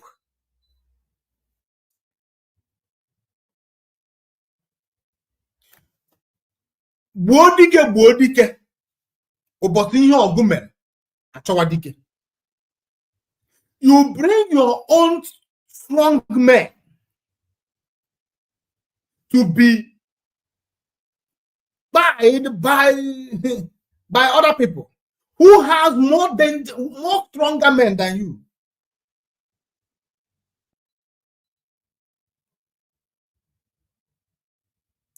Let me tell you something. No human being that lives here on this earth today or in the past that will say that since his life that he has never made a mistake. Mistake is part of who we are. We learn by our mistake. Mazi Nnamdi Kanu is not an angel. He is not a perfect being. He's a human being. Let's just agree that he made mistake sometime, somewhere along the way. Just like you watching me. Just like that Igbo person on the street of Lagos, on the street of Enugu State, calling for Mazi Nnamdi Kanu to be punished. Mistake is part of growth. I saw people, Ndi Igbo, and sad enough, those who call themselves, who associate as IPOB, I've seen them. So many of them who celebrate the downfall of Simon Ekpa. They celebrate and they ask that Simon Ekpa must perish. In fact, the other day I was arguing with someone. He said that Mazi Nnamdi Kanu should be set free, but Simon Ekpa should be an Igbo person, that Simon Ekpa should be brought back to Nigeria and hanged. I said that he did what? Exactly. Are you for real? What is that thing that Simon Ekpa is answering as charges in all the far away Finland that Mazi Nnamdi Kanu is not answering in Nigeria? And you want Mazi Nnamdi Kanu to be set free. Then Simon Ekpa, who is also answering the same charges in another country, to be hanged. And you call yourself a human being. You call yourself a human being. Do you think that Simon Ekpa is a perfect human being? Let us agree that these men, they did something, they are wrong somewhere, they made mistake, they got it wrong so along the line. But is that enough for you to say that they must be bad? You join other ethnic groups who hate you, who knows that in actual sense, these people did nothing. It's out of their love for you, for me, for every one of us, that they got themselves entangled. They got themselves where they are today. It's because of the love they have for you and for I and for every one of us. But as only Igbo, what do you want? You want them to be, just go to Igbo land today now. You will still choose one or two people who want Mazi Nnamdi Kanu to be convicted and as a matter of urgency hanged. I'm telling you, it's a pity that we have this kind of mentality in us as Igbo. This is our greatest undoing.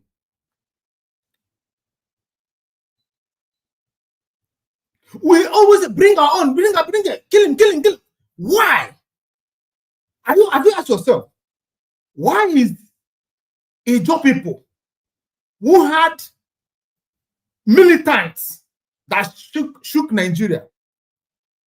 Have you seen any Ijo person who came to call Fasari Dokubo head to be taken by Nigeria? Or did you see Tompolo or any of those former militants?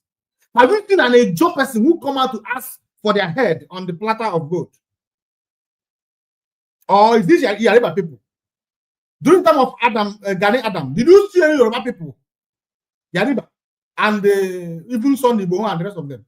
Or are we talking about the northern infested terrorist region? But it is only you who doesn't have not one single terrorist. The only thing you have are those fighting for you. Today you don't have you cannot fly from Enugu to America. The only time that a flight took off from an Igbo to an international another country is this time. Igbo Muslim. Oh, what this is the worst time to be an Igbo person. The worst time to be an Igbo person. If I was told by a prophet that in my life I will witness Igbos, Ndi Igbo, as Muslims, I would say no. But today, it is happening. And this has always been their plan. That is why they are fighting Mazi Nnamdi Kanu. That is why they don't want Biafra. Because they have an agenda. They know that there will come a time when they might have stationed their own people and turn you to who you are not.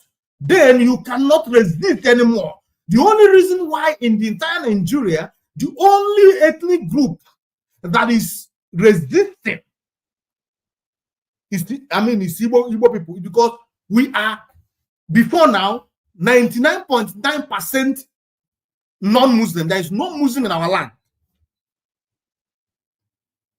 That is why we are resisting. The reason why Yariba people could not actually resist effectively is because they are half Muslim, half other religion. So they are already covered. And now it is happening. It is just the other day, a plane took off from Imo State direct to Saudi Arabia, not direct to China to go and impact our economic status of Imo State, or to any other, no, to Mecca, where they will go and do whatever they want to do and come back. And by so doing, they will attract more people. Imo State is gone. Let me even say it. It's a kind of, Imo State as it stands today is gone. In the next 10 years, if Biafra did not come, Imo State will be half Christians, half traditional worshippers, and half Muslims. And when it is like that, remember that Christianity has been, divided. Half will be traditionalists, half will be will be Christians. Then the other major half will be Muslim. That means Muslim will become majority in Imo State. This has always been their plan. But are we seeing it? The answer is no.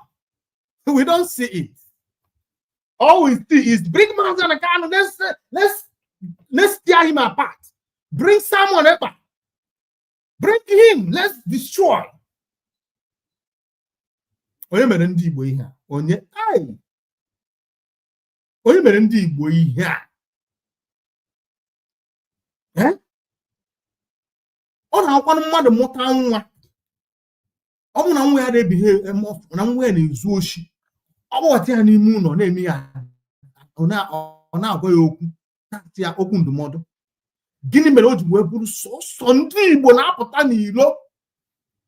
Buru ụzọ buru okwute. Si tugbuo nwa m, tugbuo ya. Ndị ọzọ a na-ezo nke ha.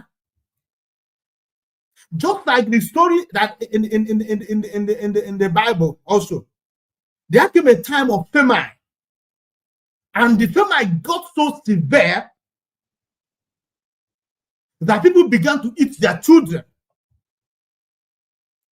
And one woman and her friends reached agreement. Then the other one, they agree, okay, let's eat my own child today. Then tomorrow we eat your own child. The foolish one agreed that his child should be eaten first. They ate her child. And when it is tomorrow to eat the other lady's child, the other lady refused. That her child won't be eaten. That is a lesson. Ndibo is that foolish woman who agreed that his child should be eaten first. That is exactly what Ndibo exhibits in Nigeria. The character we exhibit in Nigeria today, that we are the only ethnic nationality groups who always call for their own to be destroyed. Let me tell you something. Do you know that Ndi Igbo in Delta State does not see what is happening to Mazi Nnamdi Kanu as their problem? They see it as the problem of this, of Southeast Easterners. Are you talking about Ndi Igbo in River State? Or Ndi Igbo in Ebonyi? In Benue, Kogi, Akwa Ibom, and the rest of them? They do not see what is happening to Mazi Nnamdi Kanu and the rest of Biafra as their problem. It is purely our problem. Such people can never succeed in anything. Mazi Edward, listen to me.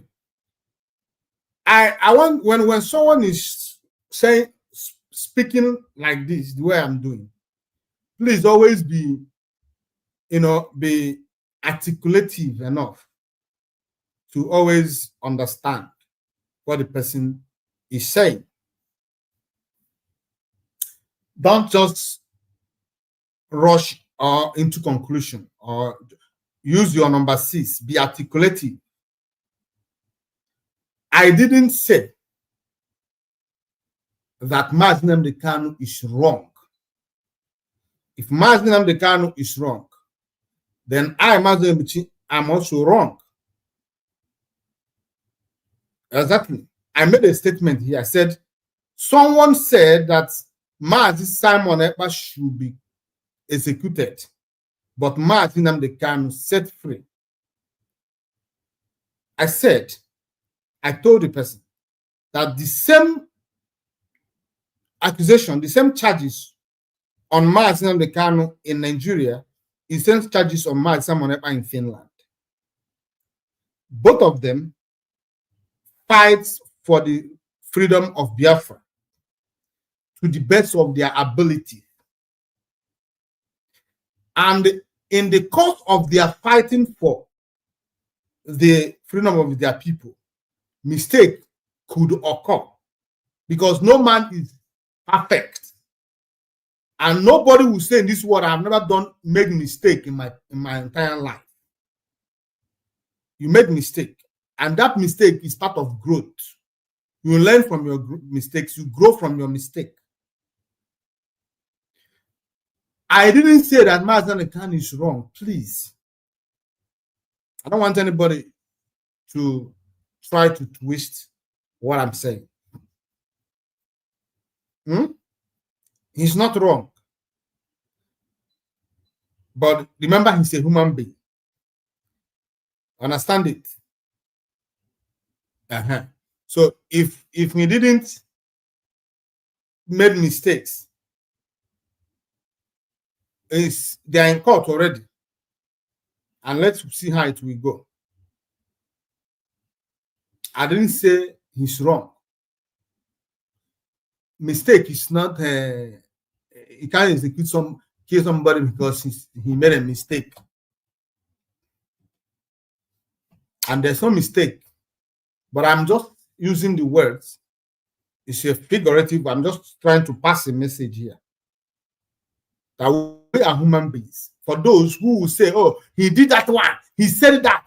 He didn't supposed to say it. So in the eyes of that person, he made a mistake. He was wrong. If the person, as they would say, but actually the truth remains that everything they are doing it for the love of their people. What I'm doing here today is for the love of my people. You get it? So that is what it meant. Now let me show you something, because what Wazirike said, part of what he said is about, what's it called? He talked about the S-beat. Even myself, when those S-beats were coming, even when the Mazi Nnamdi Kanu's legal team, they said that they don't have no objection on whatsoever that is going on in the court. I got scared myself, but the truth remains that I am not a lawyer, not even talk about being a SAN, senior advocate of Nigeria. And when you are senior advocate, you have gotten to the tip of that profession in Nigeria. There is no other qualification higher than that. So I've gotten to the climax of that profession. So I believe that the inexperience they have. So they have seen it all. Kanu Agabi was 2 times Attorney General of Nigeria, Federation of Nigeria. So I believe that he knows what he's doing. So all we need is to give them all the backings that they need to press on in this. But I want to show you part of the things that is going on and in the Zoological Republic today. I'm going to show you this video. Now let's watch this. This is Federal High Court. In and out of this Federal High Court,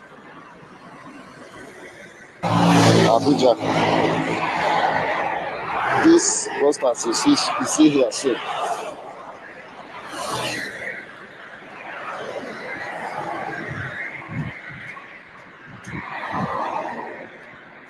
it's been placed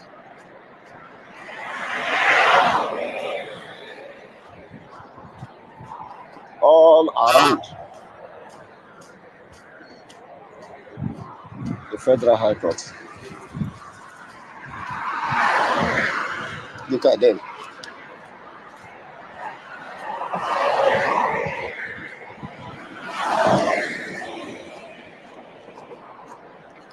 Look at them. Look at them. Not one, not two. You go to Secretariat, the same thing.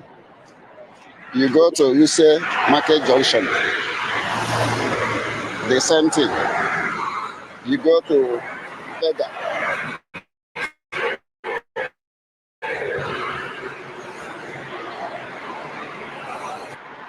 the same thing.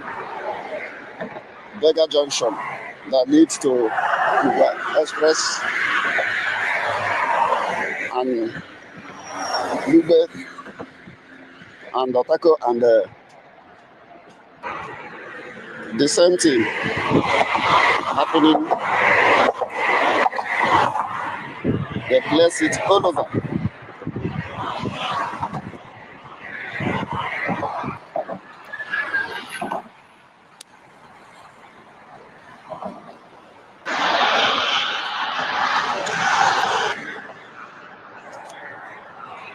This video, I'm making it today, 15th of May, 2025. This is what we see here.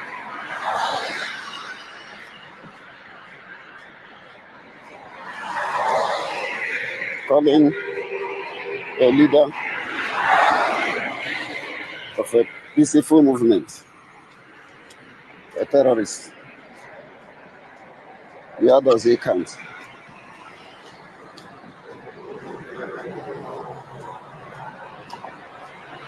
A man who is agitating for the freedom of his people.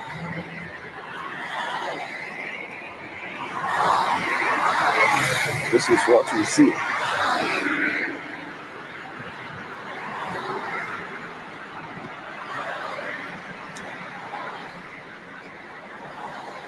But one thing is sure,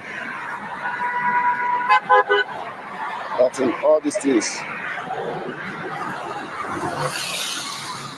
victory is ours.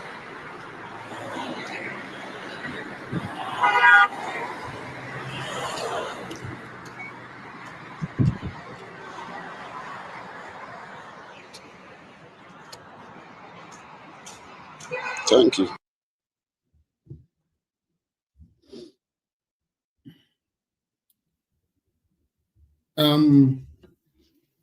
That video you just watched now is what is happening in Abuja, near the federal, all the major location. And it was the job, this things, this placard or whatever you saw scattered all over Abuja is the work of the Nigerian DSS. How else do you influence the court or the judge? Is by doing this. You may think that it is nothing, but all these things impact on the case. Because why they did it is they wanted to look as if it's a public opinion that Mazi Nnamdi Kanu is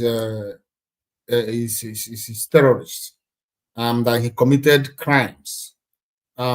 It's a kind of sending signal to the judge. So I just want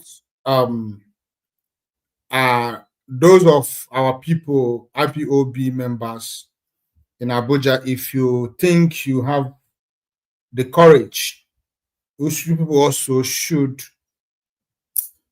print counter placard, writes that Mazi Nnamdi Kanu is not a terrorist. He did not buy any police officer. He did not buy anybody. He only asked for referendum. And if he said he bought anybody, bring an evidence. Don't go and bring a radio program where he was talking. And if, just as they are doing today, what they do is they go and brought radio broadcasts where he was talking.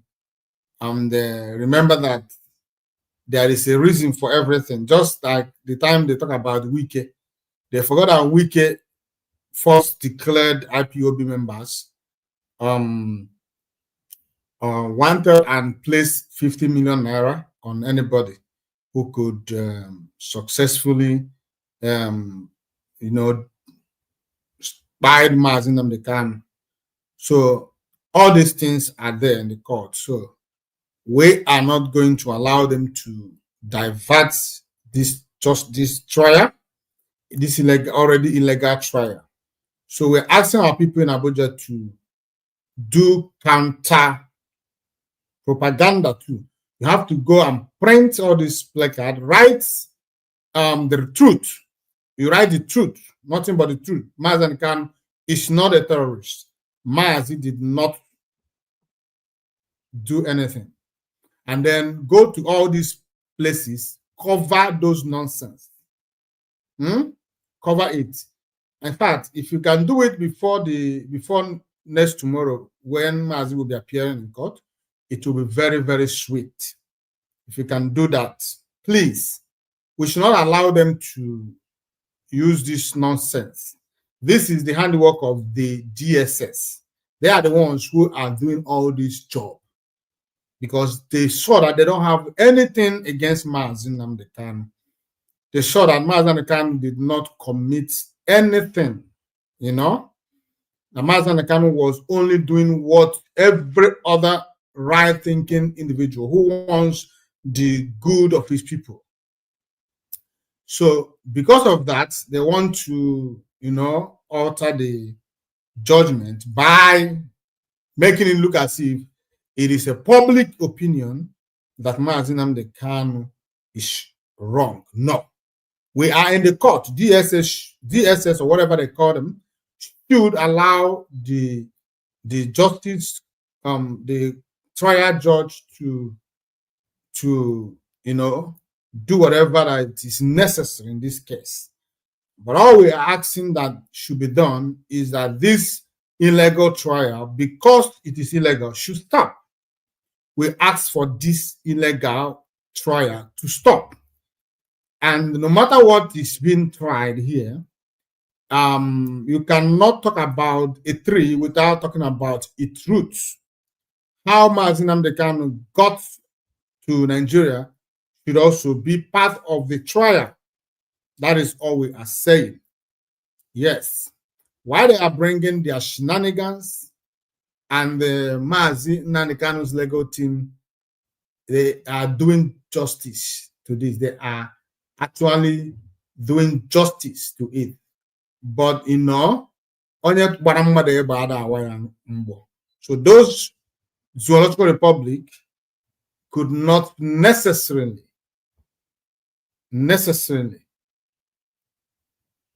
give justice to our leader, but we have no choice. Now, Mazi Edward, if you are still around, you said a lot of things, both about the Fulanis. You said talk about information. You know, in this platform, we give everybody opportunity who think they have information.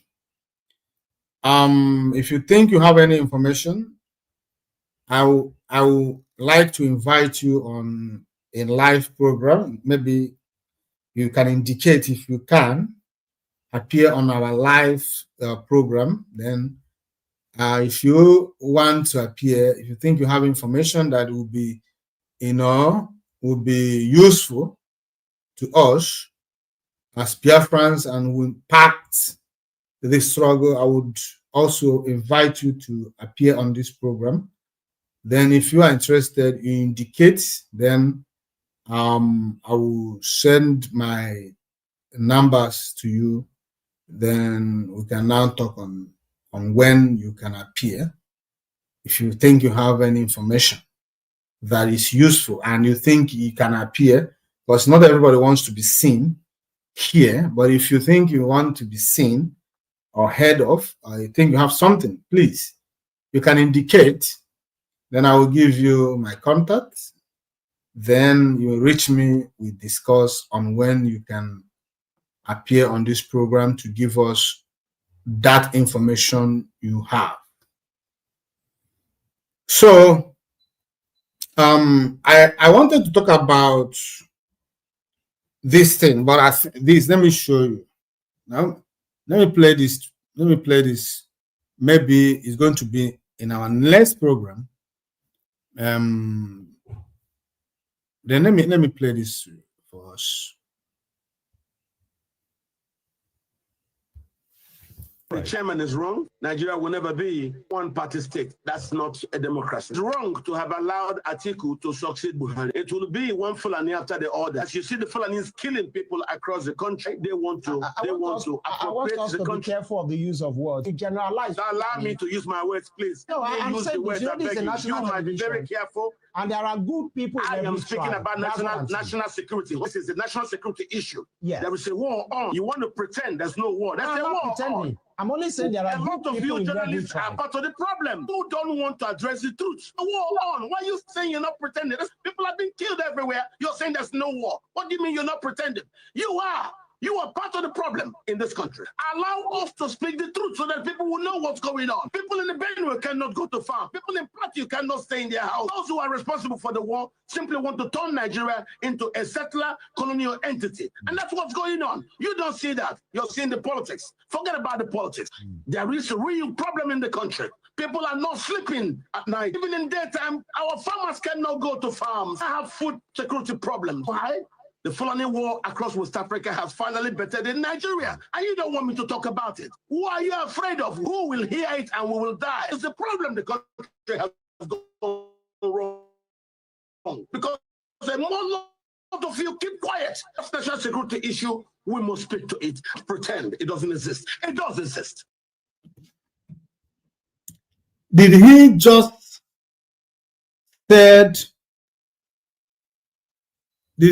said Fulani war across West Africa has ended up in Nigeria? Did he say that? Okay, let me play another video for you. Please, always follow this. He made that statement. Fulani wars. Let me play another video for us. Now, listen to this video.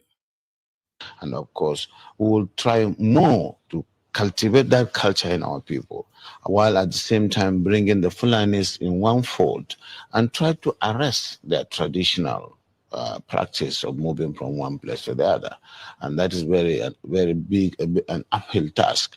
But I think we can communicate with them more, because to them, they don't have borders from Cameroon to Nigeria. But that's the thing, Excellency. How do we ensure that those who will be participating in this federal government largely funded program will be Nigerians? In terms of the funding? No, in terms of the operations. Operations. You said to bring in the Fulanis together. The issue of misconception, I see there is a lot of mistrust and misconception with regards to the Fulani man. The Fulani man is a global or an African person. He moves from the Gambia, from Senegal, and his nationality is just a Fulani man. And as a person, I may have my relations in the Cameroon, but they are also. Did you hear that? Did you hear that? Remember, this man, the video I played before now was asking, was saying that the Fulani wars across Africa has ended in Nigeria. Remember that this video I'm playing now is about more than 6 years ago. This man made this statement. Now, when he made this statement, I could remember that Mazi Nnamdi Kanu used this particular video here in one of his programs, and it was not a hidden agenda, what you see going on today. And what you have this man screaming and shouting to this journalist, who is also doing what he was doing. Ask this man, when this Bauchi, this was former Bauchi state governor, when he made these assertions, when he made these revelations about the plan of the Fulanese to resettle all the Fulanese in Africa in one place, and their choice place was Nigeria. And this journalist asked him, this program, is it for the old Fulanese of Nigeria? He said, no, that remember that when any Fulani, both those in Gambia, those in Cameroon, those in wherever, and when they see themselves as African citizens that don't have any country of their own, that Fulani does not have a border. So that as he is here now, he may have a relative in Cameroon who is a Fulani. He may have a relative in Guinea who is a Fulani. He may have a relative in other African countries who are Fulanis. So because he is here and now seen and accepted as in Nigeria, every other Fulani around Africa and the world belongs to Nigeria. That was what he was trying to say to this man. And this man that was screaming he heard him directly. He heard this man. You know, if this thing that is happening today is, you know, as a surprise, it would have been fair, but it was not as a surprise. Mazi Nnamdi Kanu was telling them about the Fulanis, and Fulanis themselves were not hiding it. They made it very, very open. This is our intention, to take over Nigeria and make it part of our own. And you know, you cannot take someone away from his ancestral land without first buying that person. In the past, all the communities you see today was as a result of battles and battles after battle before the ancestors could settle in those locations you see them today. Because those years, nobody owns anywhere. You could move anywhere you see and you think you love to live. You and your family will pitch there and build your settlement there. And it becomes, as days goes, years comes and go, it becomes your home. So some of these some of the neighboring communities fought each other. Some people will fight when they, you know, if the fight is becoming so severe, you know, they would rather choose to move from that location and they move further away from that community that always fight them. So, but in this generation, how do you think Fulanis will come to Nigeria and settle in Nigeria without first fighting and removing the people living in that in those communities? But when this governor made this revelation, and the likes of Mazi Nnamdi Kanu was shouting, calling the attention of the rest of Nigeria to it, all of them saw Mazi Nnamdi Kanu as a warmonger. They saw Mazi Nnamdi Kanu as a troublemaker. They saw Mazi Nnamdi Kanu as, you know, as a terrorist. But today, look at him screaming, shouting, as if he's different from that journalist. He's not different. They are all the same. The reason he's fighting and he's screaming today is because peradventure it has affected his people somehow. Or he has seen that if he did not do anything in the next few years, it will be in storm on the turn of his people. So he has seen the immediate danger. But the problem now is that the Fulanis are here and they are here already. The fight starts, it began. They will always fight until they have achieved what they can't leave all the way from Mali and the other stuff with the promises that there is a place for them to settle here. And on coming here, you want to use emotions to stop them. No. If you want to stop them, you have to prepare for war.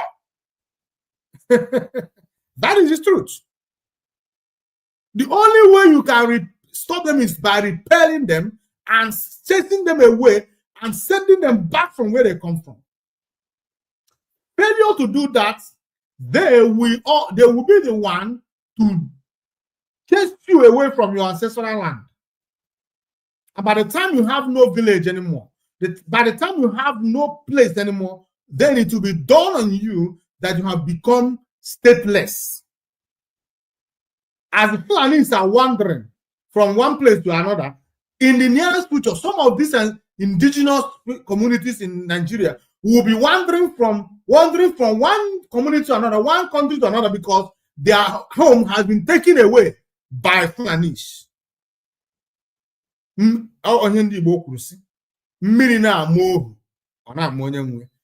thought that they are dealing with Biafra. They thought that they were dealing to Igbo. They thought that they were dealing to Mazi Nnamdi Kanu. They never knew that what goes around always comes around. Let's continue. Fulani man. I have relations because from the maternal side, I'm a Fulani man. And that is why we want to educate people. A Fulani man sees himself as a Bayelsan, as somebody coming from the Niger Delta, because he speaks the Niger Delta language, which you and I don't. And of course, we would have to just take this as part of our own heritage, something that is African, and that we cannot just close the border and say the Fulani man is just a Nigerian or this. No. In most cases, the crises are precipitated by those outside Nigeria. When there is a reprisal, it is not the Fulani man within Nigeria that causes it. It is that culture of getting revenge, which is embedded in the tradition of the Fulani man, that attracts reprisal from all over the If I understand it, does that mean that those Fulani men who are maybe domiciled in other countries who move around? You see, did you hear what he said? You know, this, if you underrate Fulanis, if you underrate their wisdom, yes, to your own peril, seriously. You hear this, what this man said? He knew that this day will come. And that is why he said that, Fulanis is their culture, is their tradition, that revenge is embedded in their culture. That when you buy a Fulani, the brothers who are living in Guinea, on hearing it, will come for revenge. This is how they succeeded in instilling fear into the bones and marrows of the indigenous Nigerians. Now, if you remember, if a Fulani comes to your farm and destroy your crops, and you fight with him, he goes back, and when he comes in the night, he will come with his people and attack the village. It's a kind of signal that you do not attack any Fulani, because when you attack one Fulani, you have attacked all the Fulanis. This is what this man was trying to say in this video, because they were preparing for today. That is why when you ask them, why did you invade that community? They will tell you, that community by the Fulani person. That community rocks to the Fulani cow. So because of that, we are coming to revenge. They use it as a point to attack. Because already this man has told you in advance that this is how Fulanis are. Their culture is to avenge their brothers who are offended. So let's continue. They can come into the country and this plan will accommodate them as well. Yes, that's what we want to do. But it has to be done through sensitization, telling them you have to buy in the project, and you use the language, the culture itself, to be able to convince them away from the mistrust where the whole system of transhumance or pastoralism is criminalized. criminalization of pastoralism is the problem that we have with this project, and it requires people with passion who understand them and who they believe in, people like us from that part of the country, to say yes, we have this. Because today there is no limit to the accusation that this and that has happened and it is the Fulani man who caused it. There is no tribe that is not that you don't have this criminality in, but certainly the way and manner we do it is really exacerbating the crisis and the problems. Will there be any form of documentation of all the people that will be, yes, we are within that? Oh yes, that is going to give Nigeria the opportunity to really have the best in terms of documentation in the demographics, because as I said, the Fulani man settles anywhere he can feed his cattle, and so if they are put in one place and they are made to understand that this is to save them and their animals, they are exposed to the vagaries of the forest and what is going on, cattle rustling, killings and what have you, and that's why it is important for them to understand that staying in one place is good. And of course, in terms of the best practice of carrying the meat, the cows and the let's stay with that security angle for a bit. Is there going to be this plan going to be a fenced enclosure where anyone who comes in is secured, so there is no one that can just come in from anywhere else? No. It is going to be a colony, and a colony does not require a fence. You will understand the reason. You will understand the reason why people are concerned, because of all the security issues that have been happening over time. So if these forests are there anyway, if you don't occupy them and create a colony out of them, they create places for the criminals. And today, that's why you have the Sambisa forest, because it is not being utilized. But Your Excellency, much as yes, I mean, they're fantastic. We have met a lot of them who are Fulanis as well. But the concern too is, why should federal government use resources for this country to accommodate Fulani men who are not Nigerians? You see, as I said, we're already accommodating them. Do you delineate and then really know who is not a Fulani man from Nigeria? They are all Nigerians, because I said their identity, their own citizenship is Nigerian, even though we have relations all over the world, all over Africa. And so presumably they are Nigerians. I think you get me. That is the misunderstanding. They move from one place to the other, and they have relations, kith and kins in all the parts of the country and even outside the country. So that is why our own population is fluid. You can certainly not say this is the population of Nigeria. So this issue. Did you hear that? He said that Fulanis are presumably Nigerians. That means a Fulani man in Guinea, Conakry, Guinea-Bissau, sees himself as a Nigerian.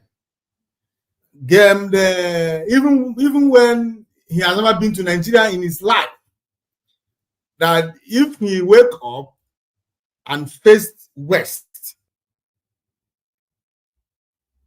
he's going to end up in Nigeria. And immediately he steps his foot into Nigeria, he becomes a Nigerian. That is what this man is telling those journalists. And those journalists are not even scared. Have you ever seen in the entire world anywhere where people who have never, they were not born, they have not visited that country before, they were not, their parents, their great grandparents have never visited a particular country before, but because they have relatives in that country, that automatically qualifies them as a citizen of that country. Have you heard of that before? It's not done. It's like a fairy tale. But look at it manifested in Nigeria today. A sitting governor came to say this. There was no question. There was no protest. there was no anger, nothing. That was when they were testing the waters. And this man who was here shouting today, this man, let me show you.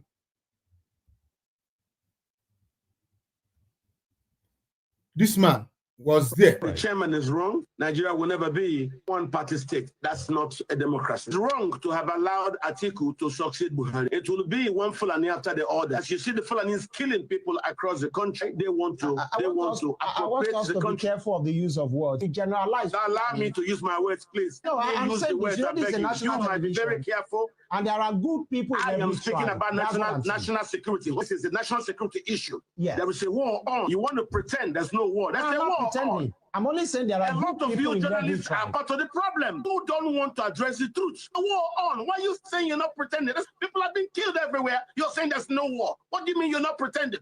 You are. You are part of the problem in this country. Allow us to speak the truth so that people will know what's going on. Unfortunately for this man, it is too late to speak the truth. That his truth has come rather too late. A lot of waters has already gone through the bridge. A lot of waters. When that Bauchi state government made, that state former governor made that statement, this level of anger you are exhibiting here is what you should have exhibited there. Do you understand it? This man, you see this anger you are now showing is what the same anger you should have showed then immediately you saw that news. There should have been a press statement after press statement, conference based on this after conference. The government of Muhammadu Buhari then should have called to give an answer. They should have called to act. This former Bauchi state governor would have called by the Senate and to come and tell them who is involved in these plans to make Nigeria home for the Fulanis. He would have been invited to the Senate House to come and give account on who made the decision. Was this decision made by the Senate? Was this decision made by the government of Nigeria? Who was involved in making this decision of resettling the Fulanis all over Africa, all over the world to Nigeria? And who made him to say or believe that every Fulani is presumably Nigerian? These are the questions this man should have asked. But did he do that? No. Why? Because he's a black man. He's a Nigerian. They have a very shallow mind. They do not act until it is already too late. It is too late to cry. Already, all the forests are being occupied. I saw the other time where Tinubu was talking about giving a go-ahead for forest guard. That is another means of reducing the number of the youths. Because even when they call you a forest guard, they are not going to give you adequate firearms to combat those terrorists. You see those Fulanis in the forest. If you think that they have then guns, I pity you. If you allow yourself to be, what is happening to the military in the north, it will be a child play. What will happen to you? You people will buy woto. Don't, if your brother is planning to be part of the formation, call him now. Tell him not to. The same way you discourage them to join the Nigerian army, also discourage them. If Tinubu wants to make it things, all right, he must you must first allow for state police. When you allow for state police, then give the governors the right to equip the people, his people, to defend his state. That is when we will know you are serious. You can't tell them, oh, go into forest, and you will not allow them to have normal guns like AK-47, machine guns, and all, other sophisticated weapons. You still want to control the type of gun they will have. Maybe the highest gun you give them is double barrel. No. All these things are deceit. Takia. Don't fall for it. When Nigerians want to solve this insecurity problem in Nigeria, they know what to do. The government knows what to do. They know.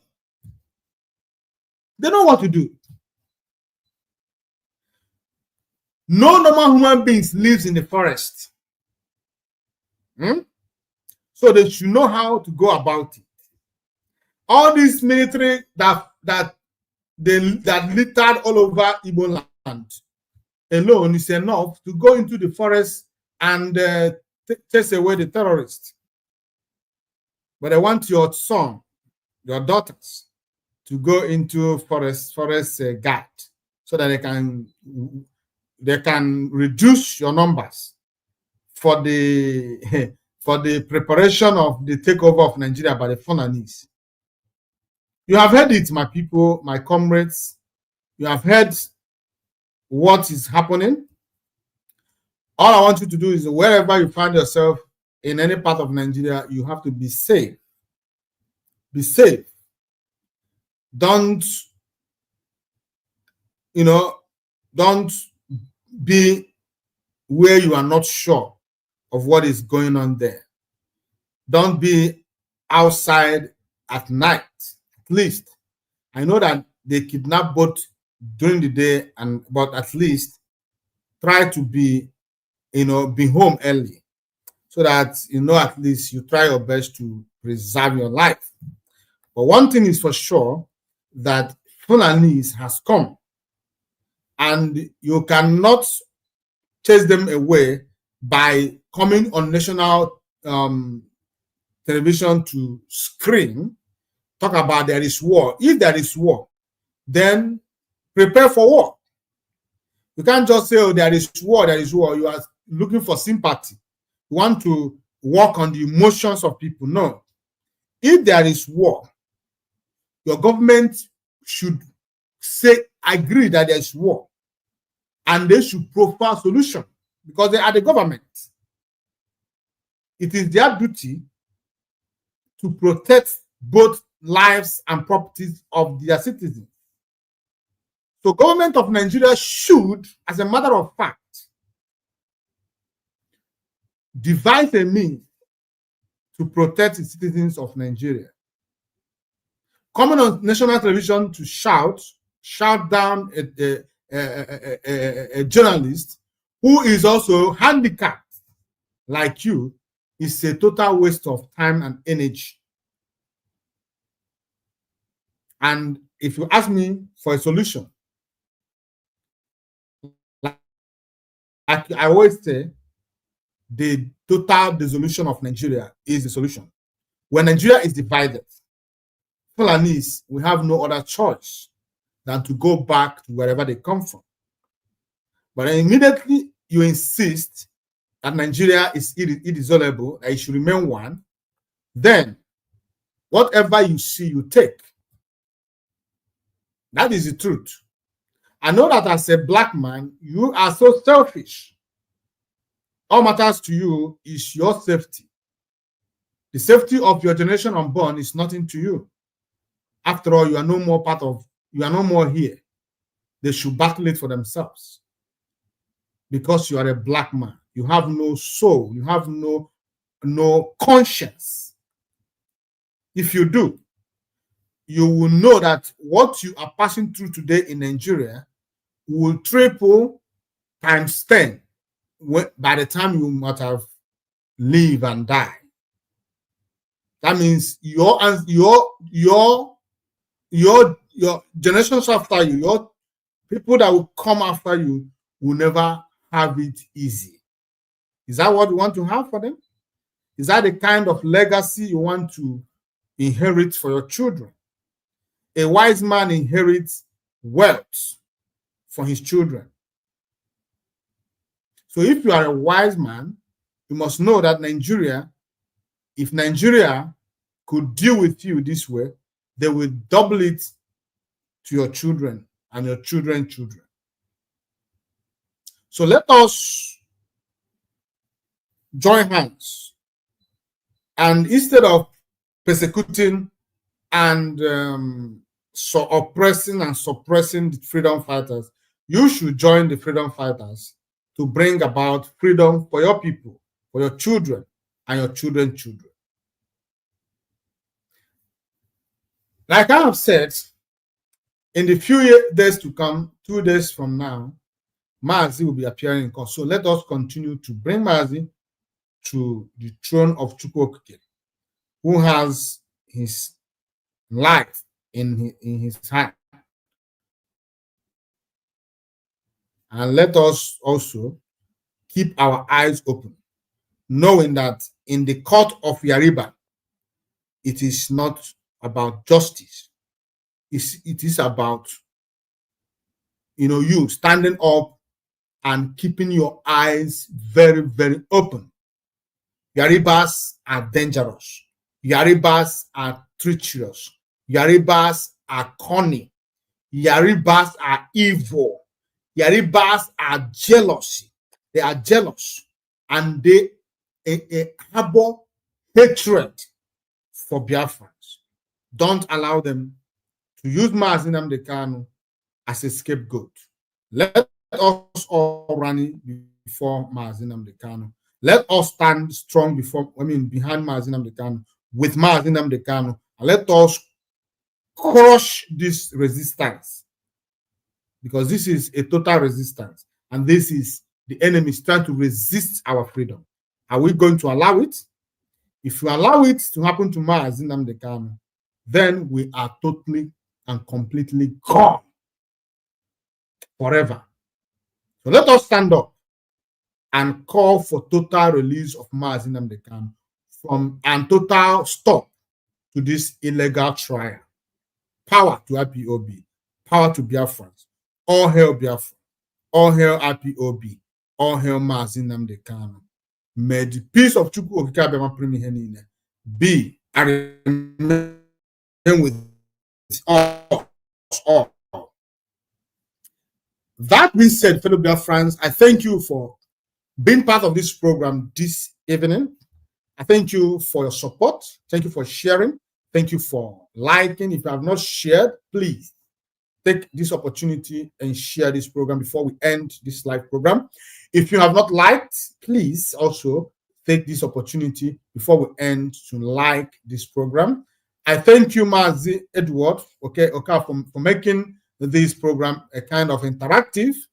You have really did marvelously today. Thank you all. Until I come your way again, fellow Biafrans. Okay, let me see what I'm doing. Okay, yeah. Until I come your way again, fellow Biafrans, from me from here, good night.